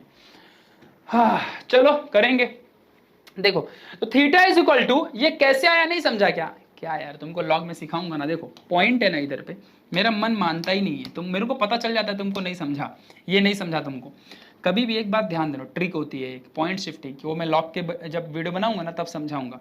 ठीक है, बना दिया है मैंने, तुम लोग देख लो जाके अच्छे से, इसी चैनल में ढूंढोगे मिल जाएगा, प्लेलिस्ट बनी हुई है लॉग की। ठीक है, देखो तो पॉइंट इधर है ना, कभी भी तो पॉइंट को कभी भी नंबर के डिजिट के बाद रखना होता है फिजिक्स के आंसर में। तो इस पॉइंट को मुझे 5 के बाद रखना पड़ेगा, तो मैं पॉइंट को इस तरफ लेके जा रहा हूँ। मैंने 10th में सिखाया भी था, तो पॉइंट जब 10th वाले चैनल में, तो 10th का उस तरफ सॉरी इस पॉइंट को 10th बोल रहा हूँ, पॉइंट को उस तरफ लेके जाओगे अगर, तो उस तरफ अगर लेके जाओ तो चुपचाप लिख देने का। देखो लिख दिया मैंने, ये 0 हट जाएंगे क्योंकि उधर लेके 0, इधर 0 लिख के कोई मतलब है नहीं, तो 5.75 आ जाएगा। 10⁻⁴ कॉपी करना पड़ेगा, कर दिया। अब 2 डिजिट उधर गया ना, 1 2 डिजिट उधर शिफ्ट किया ना, इस तरफ शिफ्ट किया तो माइनस लेने का, तो 10⁻² से मल्टीप्लाई कर दिया, 10 के पावर में -2, 2 डिजिट मतलब 2, इधर गया तो माइनस। अब अगर यही डिजिट मान लो मैं इधर साइड करता, मान लो इधर मैं 2 डिजिट कभी लेके जाता, अब इधर कुछ नहीं तो 0 लिखना पड़ता। ठीक है, अगर मैं इधर लेके जाता तो क्या करता, मैं 10 के पावर में +2 लिखता। समझा ना, तो यहाँ पे +2 लिखता, फिर अभी इधर गया तो माइनस। अभी जिसको समझा तो ठीक है, नहीं समझा तो लॉग वाली वीडियो देखने का। ठीक है, ध्यान रखना, कैलकुलेशन है, कॉन्सेप्ट समझ रहे ना, कैलकुलेशन का पार्ट अलग से वीडियो बनाने वाला हूं, टेंशन मत लो। चलो अभी फिलहाल रेडियन है बच्चों, आर्क सेक में आंसर पूछा है, how much parallax in arc sec, तो ये रेडियन में आया है, आर्क सेक में कौन कन्वर्ट करेगा? मैं। तो थीटा इज इक्वल टू क्या मिला? 5.75 इंटू 10⁻⁻6 रेडियन, इसको आर्क सेक में कन्वर्ट करने का है। तो आर्क सेक में अगर इसको कन्वर्ट करना है तो सबसे पहले बच्चों इसको डिग्री में कन्वर्ट करना पड़ेगा, फिर डिग्री से तुमको मिनट में। क्यों? आ जाओ रिलेशन दिखाता हूं। देखो बच्चों, कभी भी आर्क सेक का मतलब होता है सेकंड में आंसर निकालना, सेकंड में मतलब 60 सेकंड में लाना है तुमको, डबल लाइन में। तो उधर रेडियन में है, तो रेडियन से कहीं भी ऐसा रिलेशन दिख रहा है कि रेडियन बोले तो ऐसा वाला सी, रेडियन से डायरेक्टली सेकंड का रिलेशन किधर है? नहीं है। डिग्री का मिनट और टाइम के लिए रिलेशन है, डिग्री ही सिर्फ आ सकती है मिनट और सेकंड में, रेडियन नहीं। तो उधर क्या दिया हुआ है? रेड लिखा हुआ है, रेडियन लिखा हुआ है। बुद्धि लगाओ, ऐसे ही क्वेश्चन आता है जेई और सीटी में भी। तो उधर पे रेडियन दिया हुआ है और अपने को पूछा है सेकंड में, तो रेडियन और सेकंड का रिलेशन ही नहीं है। डिग्री और सेकंड का रिलेशन है, लेकिन रेडियन और डिग्री का तो रिलेशन है ना, तो रेडियन को पहले डिग्री में लाऊंगा, फिर डिग्री को मिनट में लाऊंगा, फिर मिनट को सेकंड में लाऊंगा, ऐसे कन्वर्ट करूंगा, तब मेरा आंसर आएगा। समझा बच्चों मैं क्या बोल रहा हूं? सुना क्या तुम लोग ने? उधर पे क्या दिया है, उधर पे क्या दिया है रे भाई? उधर पे रेडियन दिया है, और रेडियन का मिनट में कोई रिलेशन नहीं है। जरा बुद्धि लगाने का बॉस। देखो अच्छे से, इधर पे देखो ध्यान से, 1 degree is equal to 60 minute होता है, और 1 minute is equal to 60 second होता है। तो डिग्री का रिलेशन है सेकंड में, आर्क सेकंड मतलब सेकंड होता है, सेकंड में लाने का आंसर। उधर रेडियन दिया है, कैसे आएगा? तो 1 रेडियन को पहले कन्वर्ट करना पड़ेगा डिग्री में, और 1 रेडियन को डिग्री में कन्वर्ट करने के लिए मैथ्स में सीखा है ना क्या करना पड़ता है? किधर गया यार ये, मेरे को इतना ढूंढना पड़ता है मम्मी कहाँ गया? हाँ देखो, तो 1 radian is equal to 180 upon pi, और आगे की वैल्यू याद कर लो, फायदे में रहोगे, क्या के लिए इतना बड़ा कैलकुलेशन दोबारा करोगे? तो 1 रेडियन को डिग्री में कन्वर्ट करना है, तो 180 अपॉन पाई से डिग्री में लाना पड़ता है, समझा ना बॉस? तो 180 अपॉन पाई, डिग्री कितनी होती है? 57.297। समझ रहा है? भेजे में कुछ घुस रहा है? क्या कर रहा हूं मैं? रेडियन को डिग्री में कन्वर्ट कर रहा हूं मैं, और कुछ नहीं। तो रेडियन को डिग्री में ला रहा हूं मैं, रेडियन को डिग्री में लाने के लिए 180 अपॉन पाई करते हैं, समझा? देखो अच्छे से यहाँ पे, देखो अच्छे से यहाँ पे, कहां चला गया यार? हाँ देखो, तो डिग्री से मिनट का सेकंड का रिलेशन है, रेडियन से मिनट और सेकंड का रिलेशन नहीं है। तो पहले अपन रेडियन को डिग्री में लेके जाएंगे, तो यहाँ पे 180 अपॉन पाई करना पड़ता है, समझा? लेकिन 180 अपॉन पाई अभी डिग्री हो गया, ठीक है? लेकिन 180 अपन पाई को क्यों कैलकुलेट इतना, पहले 180 फिर 3.145 लिख के डिवाइड मारो, क्या इतना सीधा याद कर लो ना। 57 पॉइंट कितना था यार, वो वैल्यू मेरे को भी याद नहीं है, वो याद करने की कोई जरूरत ही नहीं है। 297.297 डिग्री, चाहे 180 अपन पाई लिख दो, चाहे 57.297 लिख दो। चलो तो अब बच्चों क्या करोगे, 5.75 इंटू, पहले इस वैल्यू को रेडियन से डिग्री में लेके जाऊंगा, तो डिग्री में ले जाने के लिए 57.297 किया, ये किस में आ गया अभी? इंटू 10⁻⁻6, ये किस में आ गया? सबका सब वैल्यू ये डिग्री में आ गया, समझा अच्छे से? चलो अब इस डिग्री में आ गया, पूरा डिग्री में आ गया। देखो ना 1 रेडियन मतलब ये 180 अपन पाई, या फिर इससे मल्टीप्लाई कर दूंगा अगर रेडियन को, तो वो डिग्री में कन्वर्ट हो जाता है। अब डिग्री में आ गया तो मिनट में लेके जाऊंगा, तो चलो आ जाओ मिनट में लेके जाता हूं। तो 575 इंटू 57.297 इंटू 10⁻6 इंटू 60, ये देखो मिनट में आ गया। अब मिनट को सेकंड में लेके जाऊंगा, तो फिर से 5.75 इंटू 57.297 इंटू 10⁻6 इंटू 60 इंटू 60, ये पूरी वैल्यू सेकंड में आ गई। इसको कैलकुलेट मारो, डिवाइड मारो, बढ़िया। 10⁻6 को कुछ मत करना, इसको मल्टीप्लाई करो, इसको करो, इसको करो, हाँ ऐसा मल्टीप्लाई करो, जो भी आंसर आएगा लिख देना, मैं बुक में से छाप के लिख देता हूं, मल्टीप्लाई तुम कर लो। 1.186 आर्क सेक आएगा, कितना आएगा? 1.186 आर्क सेक, इसको लिखने का तरीका है संपला, समझा? ध्यान रहेगा अच्छे से मैं क्या बोल रहा हूं, बुद्धि में घुसा बात, घुस गई बात। अपने को रेडियन में दिया है, रेडियन को ऐसा दिखाते हैं, तो रेडियन को पहले डिग्री में लाऊंगा, डिग्री में ला दिया। अगर 1 degree is equal to 60 minute, तो इतना degree is equal to multiply by 60, उतना मिनट आ जाएगा। अगर 1 degree is equal to 60 minute, तो इतना डिग्री मतलब मल्टीप्लाई बाय 60, तो 60 मिनट आ जाएगा। फिर मिनट में पूरी वैल्यू होगी, डिग्री से मिनट में लाया, मिनट से सेकंड में लाया, इधर पे देखो सेकंड में लाया। समझा क्या मेरी जान? दिमाग होना चाहिए। नहीं समझा तो दोबारा वीडियो देखो, और नहीं समझा तुम सबसे बड़े बुद्धू हो। इतना अच्छे से 20 बार बताया हूं, इसलिए इतना बड़ा वीडियो बन गया, ठीक है? तो भाई यहां तक की पूरी बातें समझी। कोई टीचर इतनी मेहनत करता है तुम्हारे लिए? 1 घंटे समझा रहा हूं जब से बैठ के, ठीक है? तो पढ़ लिया करो मेरी जान। अरे एक और क्वेश्चन है क्या? ये कहां से आ गया भाई? चलो आ जाओ, इसको भी करते हैं। चलो देखो अच्छे से, अभी ये साला इसको भी तोड़ेंगे। अभी कुछ नहीं आया तो क्या करेंगे, अभी तोड़ना पड़ेगा अपने को। देखो अच्छे से, अभी इस क्वेश्चन को भी फोड़ना पड़ेगा अपने को। आज जाओ भिड़ो, चलो कैलकुलेशन तो तुमको ही करना है, मेरे को सिर्फ मेथड बताना है। तो क्वेश्चन आ जाओ फटाफट कर लेते हैं इसको भी 2 मिनट में। क्या दिया? The moon is at a distance of this, okay ठीक है, from the earth. If viewed from the diametrically opposite point on the earth, the angle subtended at the moon is 1 degree 54 minute. Okay, what is the diameter of the अर्थ? वाह, देखो तो ये हमारा moon है। अरे लाल कहां से आ गया? लाल लाल, देखो यहाँ पे ये हमारा मून है, सॉरी मून है, और ये हमारा अर्थ है। ये मून की वजह से अर्थ में पॉइंट सबटेंड हो रहा है, तो ये यहाँ पे एंगल बना मान लो अल्फा। अल्फा थीटा दे दो, थीटा, तुमको थीटा से बहुत प्यार है, थीटा, ठीक है, ध्यान दो अच्छे से। इसके बीच का यहां तक का जो डायमीटर है वो डी है, और यही हमें कैलकुलेट करना है, ठीक है। मून इज अ डिस्टेंस इतना, हाँ, तो इसके बीच का जो डिस्टेंस है, डिस्टेंस कितना है भाई, 3.84 इंटू 10⁸ मीटर, ये करेक्ट डिस्टेंस है भाई, सच्ची सच्ची इतनी डिस्टेंस होती है वैसे भी, ये डिस्टेंस है। इफ व्यूड फ्रॉम, अच्छा एंगल दे दिया भाई इस बार, क्या बात है, 1 डिग्री 54 मिनट, ये एंगल दे दिया। डिस्टेंस निकालने का है, अपने को मालूम है फॉर्मूला भेड़ो। देखो यहाँ सॉल्यूशन देखने का फिदा, सॉल्यूशन देखो, सॉल्यूशन देखो मेरी जान, सॉल्यूशन देखो क्या आएगा, theta is equal to, theta is equal, इसके वजह से थीटा बना, तो मतलब थीटा इज इक्वल टू ये अपॉन ये, मतलब डायमीटर अपॉन ये डिस्टेंस, डिस्टेंस ऑफ, क्या करने का यार, एक काम करूं क्या, इसको कैपिटल डी दे देता हूं, क्या के लिए इतना बड़ा लिखूंगा, ये लो हाँ नहीं तो ठीक है, अर्थ, और ये अर्थ है, हाँ ये अर्थ है, समझा ना, ध्यान देना। चलो तो थीटा कितना है भाई, थीटा कितना है, 1 डिग्री 54 मिनट। डिस्टेंस कितना है भिड़ो, डिस्टेंस नहीं सॉरी ये डायमीटर है बाबा, डायमीटर से पंगा मत लेना, ठीक है, तो ये डायमीटर है, यही कैलकुलेट करना है। डिस्टेंस कितना है 3.84 इंटू 10⁸ मीटर। चलो आगे बढ़ते हैं, आ जाओ। तो यहां पे क्या मिलेगा जान, अभी बोल भाई क्या मिलेगा, तो यहां पे क्या मिलेगा, देखो डायमीटर फाइंड करना है, तो इसको कैलकुलेट करो, तो डायमीटर इज इक्वल टू, बड़ा मजा आता है पढ़ाई में यार सच्ची, देखो अच्छे से, तो ये इसको इससे मल्टीप्लाई करो, तो 1 डिग्री 54 मिनट मल्टीप्लाई बाय 3.84, अब तुम्हारे दिमाग में कुछ तो गुजर रहा है, मैं जानता हूं क्या निकल रहा है तुम्हारे दिमाग में, मैं जानता हूं तुम्हारे दिमाग में क्या चल रहा है, ठीक है। यार इसका कैसे करेंगे भैया, ये डिग्री मिनट साथ में कैसे आ गया ये, डायमीटर देखो ये इज इक्वल टू ये इंटू ये करोगे तो ये मिलेगा ना, इसलिए ऐसा किया, ठीक है। चलो अब इसको कैसे सॉल्व करेंगे, तो आजा मेरी जान सिखाता हूं इधर।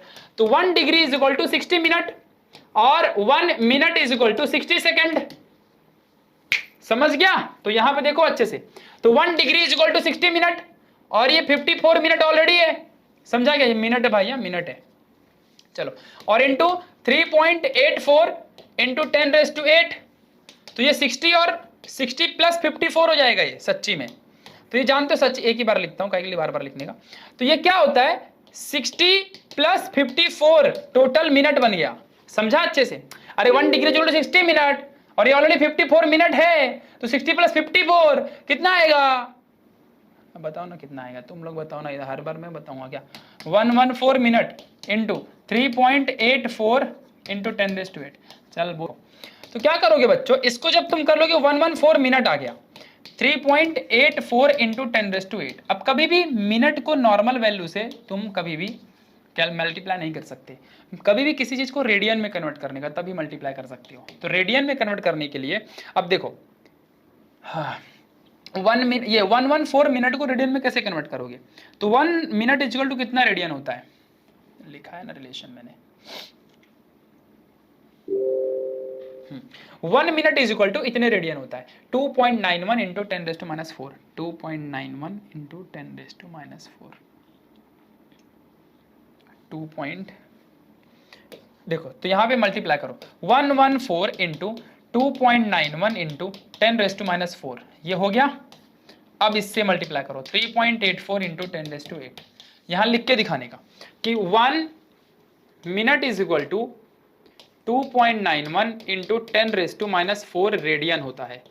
अब बच्चा इसका आंसर तुम निकाल सकते हो, ये लिखने का, ये सब इसीलिए मैंने ये सब लिखवा के दिया था, अगर आपको ये सब याद नहीं तो आप कभी भी कैलकुलेशन नहीं कर सकते, ठीक है। चलो कभी भी ये बात अभी जो मैंने बोला ना उसे याद करो, मिनट को कभी भी डायरेक्टली तुम नंबर से मल्टीप्लाई नहीं कर सकते हो, ध्यान रखना इस चीज को अच्छे से, क्लियर है। अगर तुम्हें ऐसा करना है तो तुम क्या कर सकते हो, सिर्फ ध्यान दो जरा अच्छे से, तुम पहले इस मिनट को रेडियन में कन्वर्ट करो, कभी भी रेडियन में ही करने का, डिग्री में नहीं, डिग्री कभी भी डिग्री मल्टीप्लाई नहीं होती इससे, सिर्फ रेडियन होता है। तो रेडियन में कन्वर्ट कर लिया, अब देखो मिनट को रेडियन में आ गया ये, अब इसको पूरा मल्टीप्लाई कर सकते हो, ये पूरा मल्टीप्लाई हो जाएगा, ये पूरा मल्टीप्लाई हो जाएगा पूरा का पूरा। अब जो भी आंसर आएगा यहाँ लिख दो, क्या आंसर आया भाई, ठीक है, 1.274 इंटू 10⁻⁴, जो भी आंसर आएगा वही लिख देता हूँ मैं, तुम लोग मल्टीप्लाई कर लेना, मल्टीप्लाई ही तो करना है, कौन सा डिवाइड करना है, तो मल्टीप्लाई ही तो करना है, समझा, अच्छे से कर लेना। देखो 10⁻⁴ है, 10⁸ है, 10⁴ बनेगा, मतलब पॉजिटिव वैल्यू आएगी। फिर यहाँ के पॉइंट को शिफ्ट किया है तो 1.27 बन गया। पॉइंट शिफ्टिंग तुमको सिखाऊंगा मैं, कब पॉइंट शिफ्टिंग तुमको मैं सिखाऊंगा, उसमें क्या बोलते हैं, अलग से वीडियो जब बनेगी उसमें। Thank you, thank you. Video कैसा लगा? बहुत बड़ा वीडियो हो गया, मैं भी थक गया एकदम, ठीक है, बट मजा आया सीखने में। तुम लोग 1-2 बार देखोगे तभी समझेगा। तो आज की वीडियो में बहुत सारे कॉन्सेप्ट थे बच्चों। पहला न्यूमेरिकल बड़ा ही धमाकेदार था। अगर तुम सब बच्चों ने डिटेल में ध्यान से पूरे लेक्चर को मेरे देखा होगा, तुम्हें बहुत मजा आया होगा पढ़ने में। लेक्चर 1 देखने के बाद ही लेक्चर 2 देखा करो, वरना कुछ नहीं समझेगा तुम्हें, फिजिक्स तुम्हें कुछ नहीं समझेगी। और बच्चों जिस तरीके से मैं तुम्हें पढ़ाता हूं, तो जो मेरे शब्द हैं, मेरे शब्दों पे ध्यान दिया करो। अब जिस बच्चे को, अगर देखो 90% बच्चों को समझा है, क्योंकि मैंने बहुत डिटेल में समझाया है, बट कुछ 10% बच्चों को नहीं समझा होगा, मैं जानता हूं। तुम बच्चों को सलाह ये है मेरी कि वापस से इस वीडियो को देखो और मेरे शब्दों पे ध्यान देना। मेरा एक एक वर्ड बहुत जरूरी है। मैं कभी कभी बहुत फास्ट बोलता हूं, एक एक वर्ड मेरा जरूरी है, और उस एक वर्ड को नोट करने का, लिखने का, याद रखने का। याद रखोगे तो फायदा होगा तुम्हारा, समझा, ध्यान रखना अच्छे से। तो guys thank you so much for your love and support. Instagram में मुझे सब लोग फॉलो कर लो। वीडियो अच्छी लगी हो तो लाइक करना, अपने दोस्तों में शेयर करना। और मैं जानता हूं कि तुम्हें बहुत अच्छे से समझा होगा, कोई किसी को डाउट नहीं होगा, तो प्लीज अपने सारे दोस्तों में इस वीडियो को शेयर करो। Thanks lot for your love and support. Thank you guys, मिलेंगे अगले वीडियो में, तब तक के लिए बाय बाय।